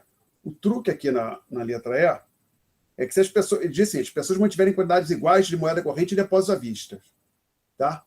Os bancos mantiverem a taxa de reserva em 10%. Então a gente vai precisar do seguinte aqui. PMPP igual a DV, tá? Tá certo? Que é a condição. Moeda igual a depósito à vista. Os bancos vão trabalhar com 10%, tá? E existe na economia, vamos lembrar aqui, R$2.000 em cédulas e espécies, tá? Em moedas e cédulas, um total de 2.000, tá? A gente não pode esquecer esse número. Qual será a quantidade de moedas? Primeira vez que fiz, eu coloquei 1.000 e 1.000. Não ficou legal, não, eu acho. Tá? Eu fiz por essa lógica. Eu peguei, tipo assim, a Não, eu acho que metade, multipliquei pelo multiplicador da moeda e somei com 1.000. Aí deu 11.000. Não, 11.000, talvez tenha errado, mas acho que o primeiro que eu sei, eu botei 1.000 e 1.000, que basicamente tem 2.000, eles vão ter 1.000 em moeda e 1.000 em depósito de não. Está errado, porque os outros 1.000 teriam que ficar com os bancos, mas os bancos estão trabalhando com reserva de 10%. Então, se os bancos têm 1.000 em moeda, 1.000 em reservas, o depósito à vista tem que ser 10.000, né? Aí daria 11.000. Exatamente. Mas aí 11.000 não é meio a meio. Se você falar que o depósito à vista é 11, ou 10.000, ou 11.000, não vai satisfazer essa condição aqui, entendeu, Safia? Essa condição que eu escrevi aqui foi uma imposição do enunciado. Eu até desconfio que a primeira vez que eu fiz desse jeito. Eu desconfio que o autor não se deu conta que tinha essa... veja, matematicamente, é afirmativa. As pessoas mantiverem quantidades iguais de moeda corrente e depósito à vista, nós estamos impondo essa condição aqui. Tá legal, Safia? Mas eu entendi que isso seria meio que para o início, né? Porque depois a quantidade de moeda disponível... Pode ver a condição lá no final. Porque senão, quando você chega com o número lá no final, você está com as pessoas com depósito à vista de 10.000 e carregando 1.000 em espécie. Mas não, a gente quer elas com metade em dinheiro, em espécie, e metade no banco. Aí tem que achar quais são os valores consistentes com isso, tá? Uhum. Aí o meu truque é que eu botei aqui a dica, espero que a dica seja suficiente para resolver isso aqui agora. Eu digo o seguinte, olha, M0 igual a... Você vai usar essa igualdade aqui, está na dica. M0 igual a PMPP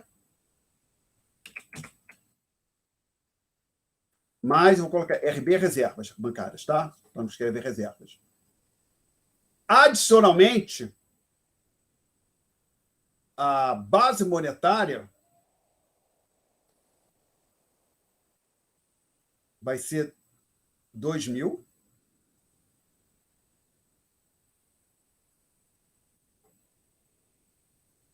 A base monetária, não. Porque eu escrevi aqui DV mais 0,1 DV. Uau, da onde eu tirei essa fórmula aqui agora? Acho que essa foi a dúvida. Da onde eu tirei essa fórmula? Porque...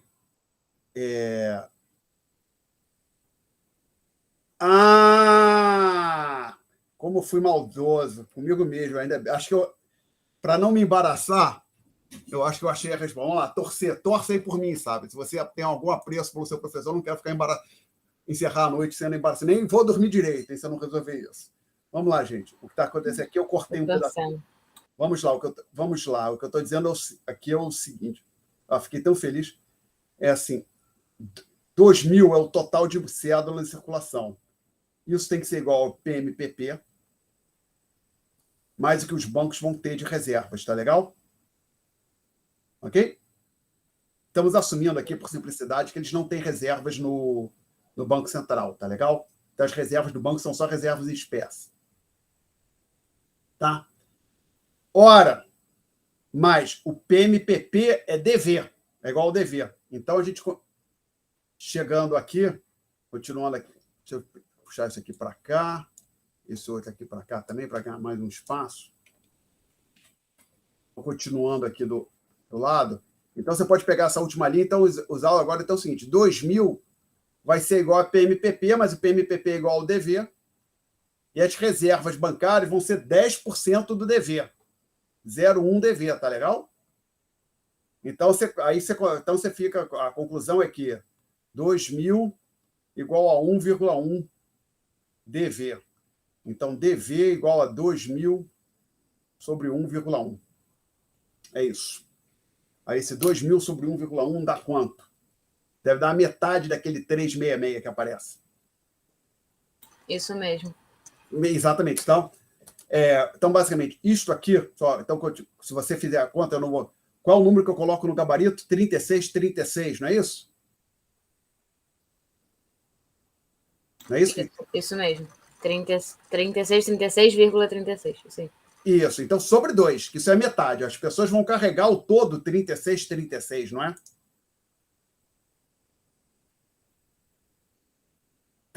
No item... Agora a pergunta do item é? Isso, é o M1. Está pedindo o M1. Vão carregar, então, essa conta, 2.000 sobre 1,1 dá isso aqui, 36 sobre 2. Ou seja, isso aqui, eu estou dizendo o seguinte, isso aqui é aproximadamente igual a 18,18. Tá? Ok? E aí, pela outra coisa, então, o PMPP também vai ser 18. Aí está tudo fechadinho com o que o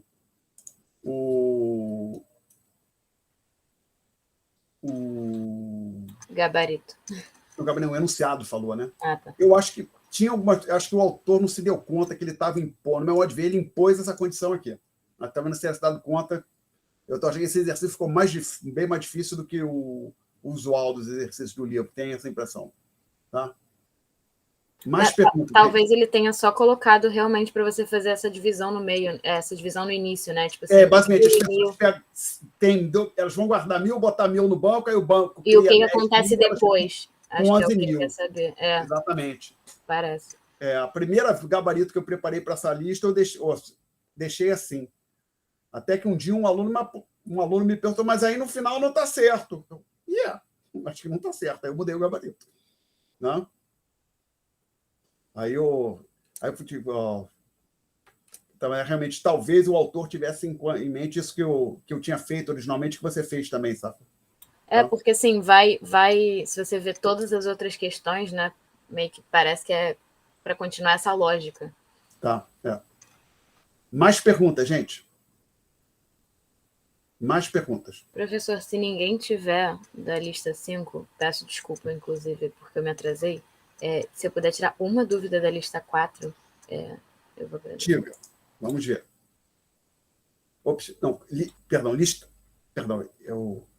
Vamos voltar. Lista 4. O que você ia perguntar aqui? Eu não sei se alguém tem alguma dúvida ainda sobre a lista 5, se tiver. É uma boa. Desculpa uma coisa. Gente, alguém quer fazer pergunta do lista 5 ou tópico 5?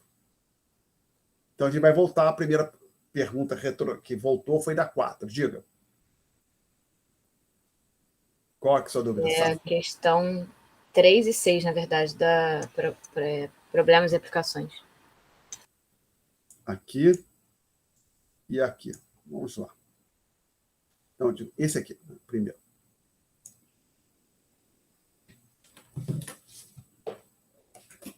Isso é o capítulo 15, 3.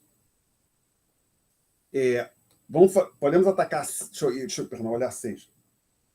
Eu prefiro. Vamos fazer a 6 primeiro. Vou te dizer por quê, Sáfia. Porque a 6 eu não fiz, a 3 eu fiz. Aí, se for, talvez a 6 interesse a mais pessoas. Tá? Depois, aí no final, a gente volta para 3. Beleza. Se não necessariamente toda a questão 3, pelo menos parte dela. 6. É só uma partezinha mesmo. Não precisa voltar na aula toda. 6. É basicamente na 6. Para seguir o procedimento, vou colocar aqui lista 4.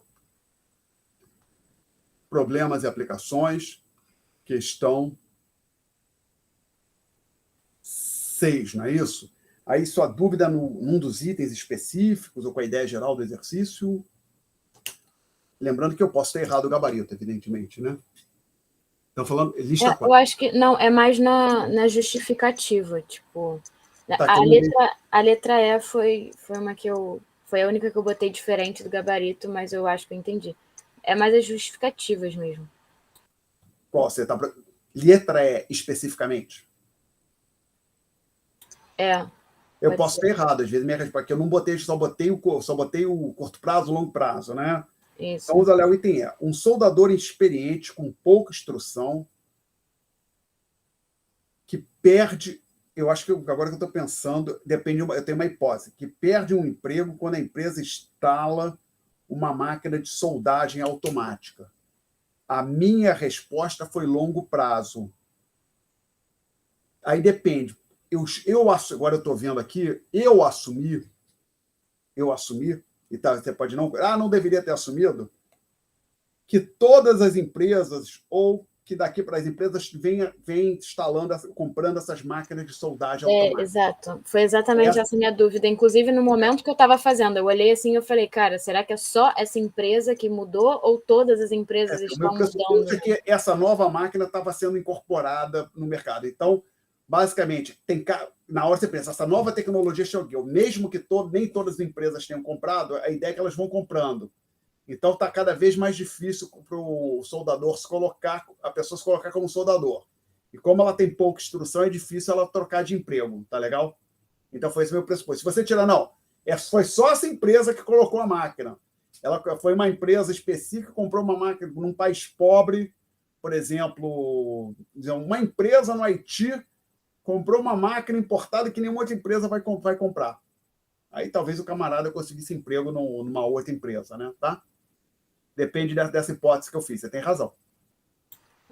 Eu até imaginei assim, às vezes as empresas com mais capital, né, se atualizam para a máquina, mas tem muita empresa menor e tal que não conseguiria investir na máquina que ainda estaria contratando. Eu achei assim, meio subjetivo. Nesse caso, mas veja bem, se as maiores estão colocando, os soldadores das maiores estão sendo demitidos e eles estão pressionando as colocações nas empresas mais menores, né? Tá? Mais cedo, mas talvez mais tarde, as empresas menores acabam incorporando a tecnologia, aí depende da hipótese que a gente faz, tá? Ok? Tá, Ou seja, esse tipo de pergunta não tem uma resposta única, né? Evidentemente, depende se é curto, para depender da hipótese que a gente está adicionando, tá? Ok, aí no item 3, agora, então, vamos voltar aqui, aproveitar tudo isso que está escrito aqui. Você ia fazer uma pergunta sobre o 3 dessa lista, não é? Isso. É a letra D e a letra E só. Só um minuto, eu quero trocar aqui. Eu botei a borracha, quero voltar para a caneta. Letra D e E dessa lista. Desta questão. Muitos universitários conseguem entregar trabalho imediatamente após se formarem. Então, conforme o gabarito, eu usei letra U minúsculo para taxa de desemprego e X para outro indicador, tá? Então, olhando aqui para a letra D... Professor, rapidinho. O enunciado dessa questão, ele fala sobre uma relação entre emprego e população. Esse emprego seria emprego disponível ou pessoas empregadas? Meu modo de ver, pessoas empregadas. Tá? Tá. Eu usei para isso aqui a letra X. Tá? E usei, como eu fazendo em aula, o minúsculo para taxa de desemprego. Então, desculpa, isso aqui nem é do D, isso aqui é geral. Né? E aí, no item D, ele diz o seguinte: muitos universitários conseguem trabalho imediatamente após formarem. O que acontece é o seguinte: a taxa de desemprego cai. E o X aumenta. Tá? Porque vamos olhar para o X. O numerador está crescendo, tá? População constante. Ok? Então, o X aumenta. E por que esse aqui cai? Vamos lembrar que A taxa de desemprego cai? Tá, cai. no gabarito tá isso? Espero que sim. É que eu anotei aqui que no gabarito estava que aumenta, mas eu posso ter me equivocado. Então, peraí. Eu posso ter errado. Que isso é esse? O gabarito está errado. Não pode ver. O que diz? É o D. É D. Vou olhar aqui direitinho. Não, onde está errado o gabarito. Então, aqui deveria ter atenção. Menor que 0. Então, botando aqui no quadro. Atenção. Eu desconfio que aqui nós deveríamos ter um menor que 0. Tá? Tem um erro de digitação no gabarito aqui para entender. Vamos conferir. Que lembrando que a taxa de desemprego, usando a notação que a gente usou em aula, que é essa que eu vou colocar aqui no quadro agora, a gente usou P para força de trabalho, L e U maiúsculo para empregados e desempregados, tá? Então, o Zinho é igual a número de desempregados sobre desempregados mais pessoas empregadas. Esse L que está aqui seria aquele emprego que está aqui do lado esquerdo. Então, o que está acontecendo? Quando esses universitários entram no mercado de trabalho e pegam emprego, isto aqui, o Uzão não mudou e o L aumentou. Consequentemente, isso puxa o U para baixo. Então, aqui deveria ter um delta U negativo, efetivamente. Tá? É evidente. Pessoas conseguirem emprego rapidamente não poderia puxar a taxa de desemprego para cima, tem que puxar para baixo. Tá? Eu tinha colocado, professor, que ela não se alteraria, porque eu considerei que os universitários, quando estavam na universidade, eles não eram força de trabalho, porque eles não estavam buscando emprego enquanto eles estavam estudando. E aí, quando eles começaram a buscar emprego, eles passaram a ser força de trabalho e estarem empregados. Então, tipo, tanto a força de trabalho quanto o número de empregados cresceria proporcionalmente. Tanto a força de trabalho quanto o número de empregados. A força de trabalho e o número de empregados cresceriam. Tá? Mas a taxa de desemprego é dada por esta fórmula que está no quadro. Essa fórmula aqui. Tá? Então, o que está acontecendo? O U, que é o número de desempregados, não muda. Tá legal? O U maiúsculo. Então, é isso aqui. O maiúsculo não muda. Mas o L aumenta. Tá? Que tem maior. Eu coloquei da forma, a força de trabalho aumentou. A força de trabalho aumentou sem que o número de desempregados aumentasse. Tá legal? Isso é o contrário. Tá? Uhum. Então, isso puxa a taxa de desemprego para baixo. Né? Então, efetivamente, esse erro que aqui está, que eu apontei no gabarito, aqui, ó. Não, eu carreguei o negócio errado aí. Aqui para cá. Esse erro que está aqui em vermelho, vocês estão vendo? Efetivamente, onde tem um maior ali no item D, deveria ser menor. Tá? Obrigado por apontar esse ponto. Todo mundo está vendo? Os poucos que ainda estão aí? Tá? Que deveria ser um menor no item D, do delta U. Mais perguntas nesse item aqui? Era só o D ou o E? O E também. Agora vamos olhar, então, o item E. Um aumento repetido no mercado de ações induz os trabalhadores de 60 anos que enriqueceram a requerer aposentadoria.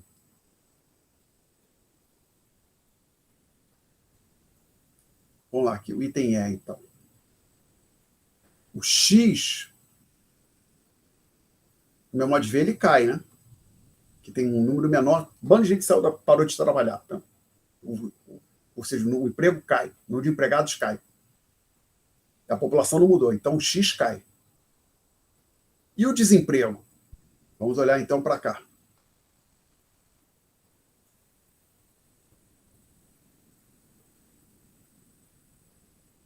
O desempregados não mudou, porém o número de pessoas trabalhando diminuiu, né?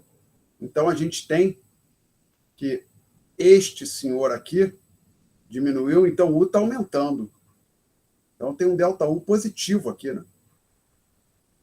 Eu coloquei que o delta U era nulo. O que eu coloquei aqui nesse? A taxa de desemprego no gabarito ela não se altera. Isso eu coloquei também e concordei. Porque eles param de ser empregados, mas eles saem da força de trabalho também, né? Tá. Então você não conta como desempregado, eles só vão sair da força de trabalho. O item é a taxa de desemprego não muda.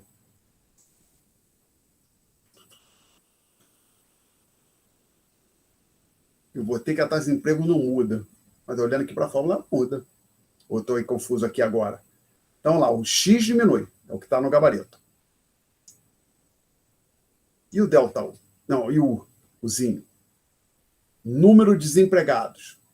A princípio não muda. O número de empregados cai, ou seja, a força de trabalho está caindo. Então, em tese, a taxa de desemprego aumenta. Está reduzindo a força de trabalho. Tá? Então, eu diria aqui que o delta U nesse exercício é positivo. Por que eu teria colocado como negativo, como nulo aqui? Por que você achou que era nulo o delta U? Boa noite. O delta U era igual a zero? Quem ia falar? O Thierry? Sim, sim. Mas o fato das pessoas eles requererem aposentadoria, eles não vão sair da força de trabalho? Vão sair da força de trabalho. Tá? Mas o que está acontecendo? Vamos olhar. O que é a taxa de desemprego? Pode até colocar aqui.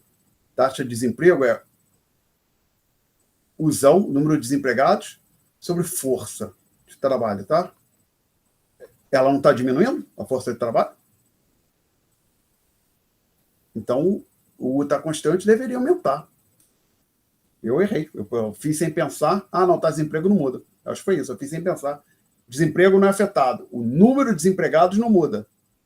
Foi o meu pressuposto. Mas a taxa de desemprego ela é afetada. Você poderia dizer que o impacto sobre a taxa de desemprego é pequeno, que esse número de pessoas que estaria se aposentando é pequeno também, mas acho que aqui deveria ter um delta E positivo, um delta U positivo aqui também, se você olhar estritamente, tá? Ok? Mais perguntas, gente? Mais perguntas. A razão entre emprego e população vai acontecer o quê? Essa, no meu modo de ver, eu botei no gabarito que cai, eu acho que cai. Porque, vamos lá, população não mudou. O pessoal falou população, estou vendo que é a população total, tá? Não é só força de trabalho, não. Sim. População não mudou. Assumindo que essas pessoas se aposentam, aqueles empregos, aquelas posições, se vierem a ser preenchidas, não vão ser preenchidas imediatamente, então o número de empregos de pessoas trabalhando cai. Então o X cai. Tá legal? Tá, entendi. Uhum. Ok? Tá, obrigada. Nada. O que agora você pode olhar, depois dar uma complicadora aqui, é se essas dois erros que eu fiz aqui, no D e no E, pro U, pro delta U, não impacta esse meu argumento aqui. Mas como eu sou um professor legal, vou até dizer o seguinte para vocês. Eu acho que não, tenho certeza. Esta questão específica não cai na prova. Tá? Ok? Não cai assim. Ok? Poderia até cair em outra período pré-pandemia. Esta aí não vai cair na prova. Tá? Mais perguntas, gente? Professor, eu tenho uma pergunta, mas é em relação a conteúdo. Pode falar. Daquele capítulo de desemprego. Tem Pode uma falar. parte do livro que fala sobre aquela relação entre o desemprego e o período de desemprego.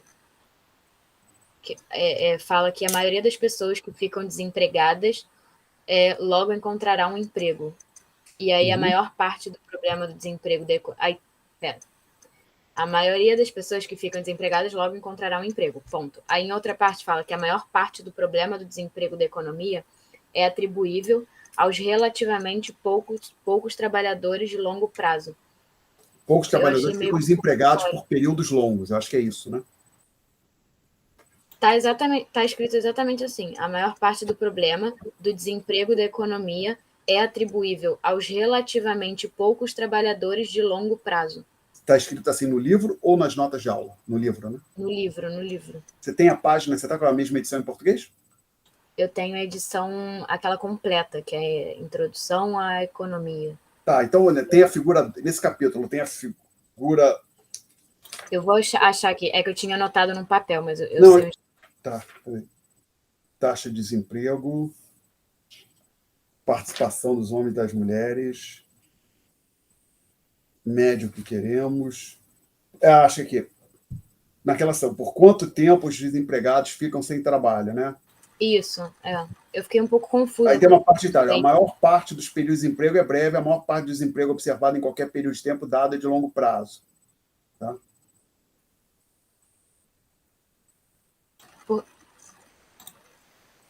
Não, aqui no final, para mim, está o seguinte: no último parágrafo dessa sessão. Ou seja, um pouco antes de começar, no parágrafo que antecede o começo, o título da sessão, porque sempre há algumas pessoas desempregadas. Ele fecha dizendo o seguinte: a maioria das pessoas que fica desempregada logo encontrará um emprego. No entanto, a maior parte do problema do desemprego da economia é atribuível aos relativamente poucos trabalhadores que permanecem desempregados por longos períodos. Tá? É essa a afirmativa dele. Sim, Então, aí eu fiquei eu cheguei a confusa. pensar que tem um problema na tradução, mas não, aqui no meu modo de ver está relativamente claro. Ele dá uns números aqui no parágrafo anterior que eu discuti nas notas de aula. Você quer ver o que eu discuti aqui nas notas de aula? Não, a parte das notas de aula eu entendi. Eu só não entendi essa última conclusão. Porque, assim, o que eu entendi disso foi que a maior parte do problema do desemprego seriam das pessoas de longo prazo, né? Sim.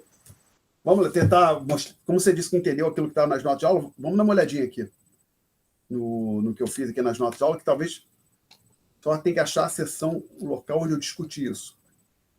É isso aqui. Acabei de aqui. passar. Olha esse exemplo aqui.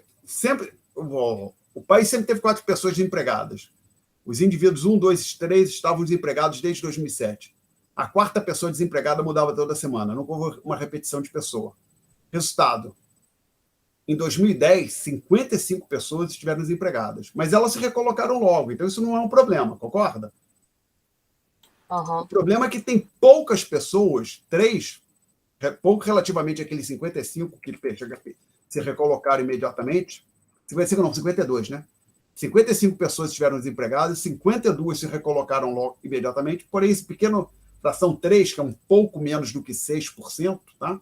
Foi na faixa de 5% do total das pessoas que passaram pelo desemprego ao longo do ano de 2010, esses 3 não se recolocam nunca, ou demoram muito para se recolocar, tá? Ok? Então, o problema são essas. O problema que o Menck está dizendo é o seguinte: o problema são essas 3 pessoas aqui, que não se recolocam. Estão há anos aguardando um novo emprego, entendeu? Então, assim, olhando para esses números que estão aí na tela, com a discussão do livro-texto, a ideia do livro-texto é o seguinte: aquelas pessoas que ficam desempregadas 1 semana, 2, isso não é um problema sério. O problema sério são aquelas que estão desempregadas há muitos anos. E, segundo o autor, é um número relativamente pequeno. Ok? Ah, tá, entendi. Faz mais sentido agora? Faz. No caso, a maioria das pessoas, assim, num certo período de tempo que estão desempregadas, a maioria dos desempregados, eles se recolocaram dentro de um... Exatamente. Então, você olha no intervalo de um ano, um bando de gente ficou desempregada, mas se recolocou rápido. O problema... Mas se você for, ao invés de olhar ao longo de um ano, olhar um dia específico, no exemplo que eu coloquei, tem 4 desempregados. Um desempregado está desempregado há 4 ou 5 dias, e os outros 3, os sujeitos 1, 2 e 3, estão desempregados desde 2007. Tá? Entendi. Se você olhar em determinado momento, tipo, pausado, a maioria das pessoas vai estar desempregada há muito tempo, né? Muito tempo, exatamente. Entendi. Tá? Obrigada. Pensei, como se tivesse cadeiras vazias. Tem 3 pessoas que estão sentadas lá desde 2007, e tem uma 4ª cadeira que chega alguém, senta, fica uma semana, sai, vem outro e senta ali. Ok? Agora foi. Valeu, obrigada. Tá? Mais perguntas, senhores? Professor, você pode repetir o que o senhor falou antes de tirar a dúvida da Sáfia? Que alguma coisa não ia cair, minha internet travou na hora, eu não consegui escutar. Como vocês são criaturas muito dedicadas, estão aqui até tarde da noite, Você vai mostrar para... esta questão aqui não cai na prova. Eu estou dando essa dica para você. A única dica. A sua nota não será menor se você não souber resolver esta questão. É isso que eu estou dizendo, porque ela não cai na prova. Ok? Tá, ok. Mais uma dúvida, aquela fórmula que você usou, ΔX é igual a emprego sobre população. Eu não achei essa fórmula nas notas de aula. Não tem nada. É só do exercício. Ele cria, nesse exercício específico, e não é ΔX, é X, um indicador, que é emprego sobre população. Para não ficar escrevendo emprego sobre população, eu falei, vou usar U para denotar o desemprego, o minúsculo, que a gente fez em aula, tá legal? E esse X, ele só esse indicador emprego sobre esse aqui que eu estou falando, razão entre emprego e população, só colocou aqui nesse exercício. Para não ficar escrevendo razão, emprego, população, eu disse, vou usar a letra X. Tá legal? Então, X não tem nas notas de aula, apareceu só aqui no gabarito, para a questão 3. Ok? Tá ok, obrigado. Nada. Mais perguntas? Também gostaria de tirar a dúvida sobre a avaliação de amanhã, que você falou que vai ser só uma questão. São 2 questões e a gente tem que escolher uma, certo? Isso. Mas, tipo, nas 2 questões, tratam das mesmas matérias ou... Vamos lá. O meu compromisso é que as duas questões fazem parte dos tópicos 1, 2, 3, 4, 5. Tá legal? Pode ser 2 do tópico 1, 2 do tópico 2, uma do tópico 1, outra do tópico 4. Aí eu me reservo de tirar as 2 do mesmo lugar, uma de cada tópico. Tá? Aí uma vez me perguntaram, não, mas você vai bolar uma questão que vai ter uma questão que vai cobrir 2 tópicos e outra questão que vai cobrir 3 tópicos. Olha, eu não sou tão criativo assim. Não sei se você entendeu o que eu quis dizer, Thierry. Entendi. Não assim, necessariamente vai... A prova é curtinha, alguma parte da matéria efetivamente não vai ser cobrada, né? Sim. Tá? Mas eu me reservo o direito de pegar, por exemplo, as 2 perguntas do tópico 1, as 2 perguntas do tópico 3. Se eu quiser, eu faço. Só dizer o seguinte, vão ter 2 perguntas tiradas daquilo que a gente cobriu nos tópicos 1, 2, 3, 4, 5. Tá legal? Tá ok. Mais perguntas? Professor, eu imagino que seja uma questão um pouquinho mais comprida, né? Tem um mínimo de linhas? Não é necessariamente verdade, não tem mínimo, não. Aí, numa coisa, vocês estão sendo... Vocês chegaram a olhar as outras disciplinas que eu leciono? Não. Não, vocês são muito pouco curiosos. Uma das coisas, às vezes, boa para você saber quando está fazendo a disciplina, se você tiver acesso ao material que proporciona a outra disciplina. Tem uma disciplina que eu estou lecionando agora, que eu até com mais frequência, eu já lecionei vários primeiros. Esse é o primeiro semestre que eu leciono essa disciplina, para graduação de RI, Relações Internacionais, e uma parte do programa é similar. É essa cadeira aqui, tá vendo? E a gente utiliza o manual do Mencken também, alguns capítulos são iguais. Para essa disciplina que é mais antiga, já é a terceira vez que eu estou lecionando online, já tinha lecionado uma vez presencialmente, então, ou seja, lecionei em 2 outros semestres, tem inclusive provas antigas aqui. Então, vamos ler essa aqui. Por exemplo, isso aqui é o que essa aqui você cobriu. Tá? Acho que a 2 acho que ainda não cobriu, não. Mas a 1 cobriu. A gente cobriu aqui. Tá? Então, tá aqui, o gabarito. Tá? Incluído a resposta completa. Isso aqui é para montar um índice de preço, não é isso? Tá? Não tem essa da resposta ser longa, não. Você pode ver que isso é tirado de lista, não é? Não é exatamente igual, mas quem fez a lista deveria ser capaz de fazer isso aí, concorda? Concordo, entendi. Então, assim, eu não minto para o aluno. Eu falei, quando eu tive que dar essa aula, passar para com todo mundo, para ensino remoto / online, eu vi 2 desafios. Eu, assim, não vou inventar nada novo, eu não vou querer trocar, botar um bando de coisa animada, de vídeo, não vou fazer nada disso. Uma das coisas que só sabe, inclusive saber, quando a gente começa a dar aula, uma das coisas que a gente aproveita é o quê? A experiência que a gente tem como aluno, né? Eu sempre tive aula no meio, no sistema presencial. Eu não vou me meter a querer bolar alguma coisa online, não tem condição. Ia ser assim, um investimento, assim, chance de dar com os burnout. Então, assim, eu tenho que dar um jeito de reproduzir na internet, nesses 4 dias que a gente está fazendo aqui, o que eu, da melhor maneira possível, o que eu fazia na sala de aula pré-pandemia, na situação pré-pandemia. Aí eu tinha 2 obstáculos. O quadro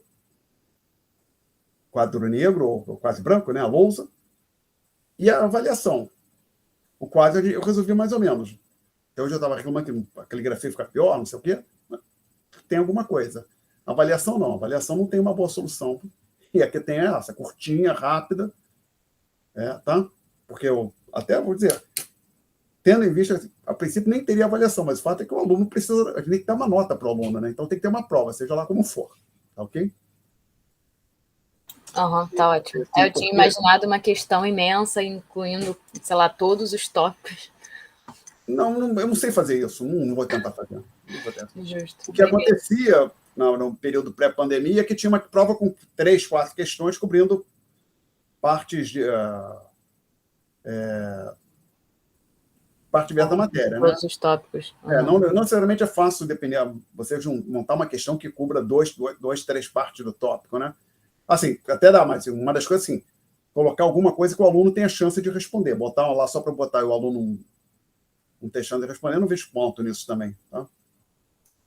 Então não tem nada tão misterioso assim, não, tá? Então é aproveitar essa oportunidade para ter uma nota boa, tá?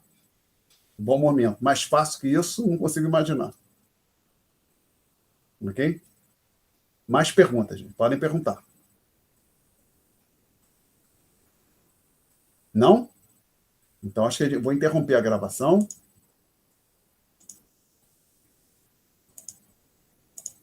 Ok. Não, ainda não.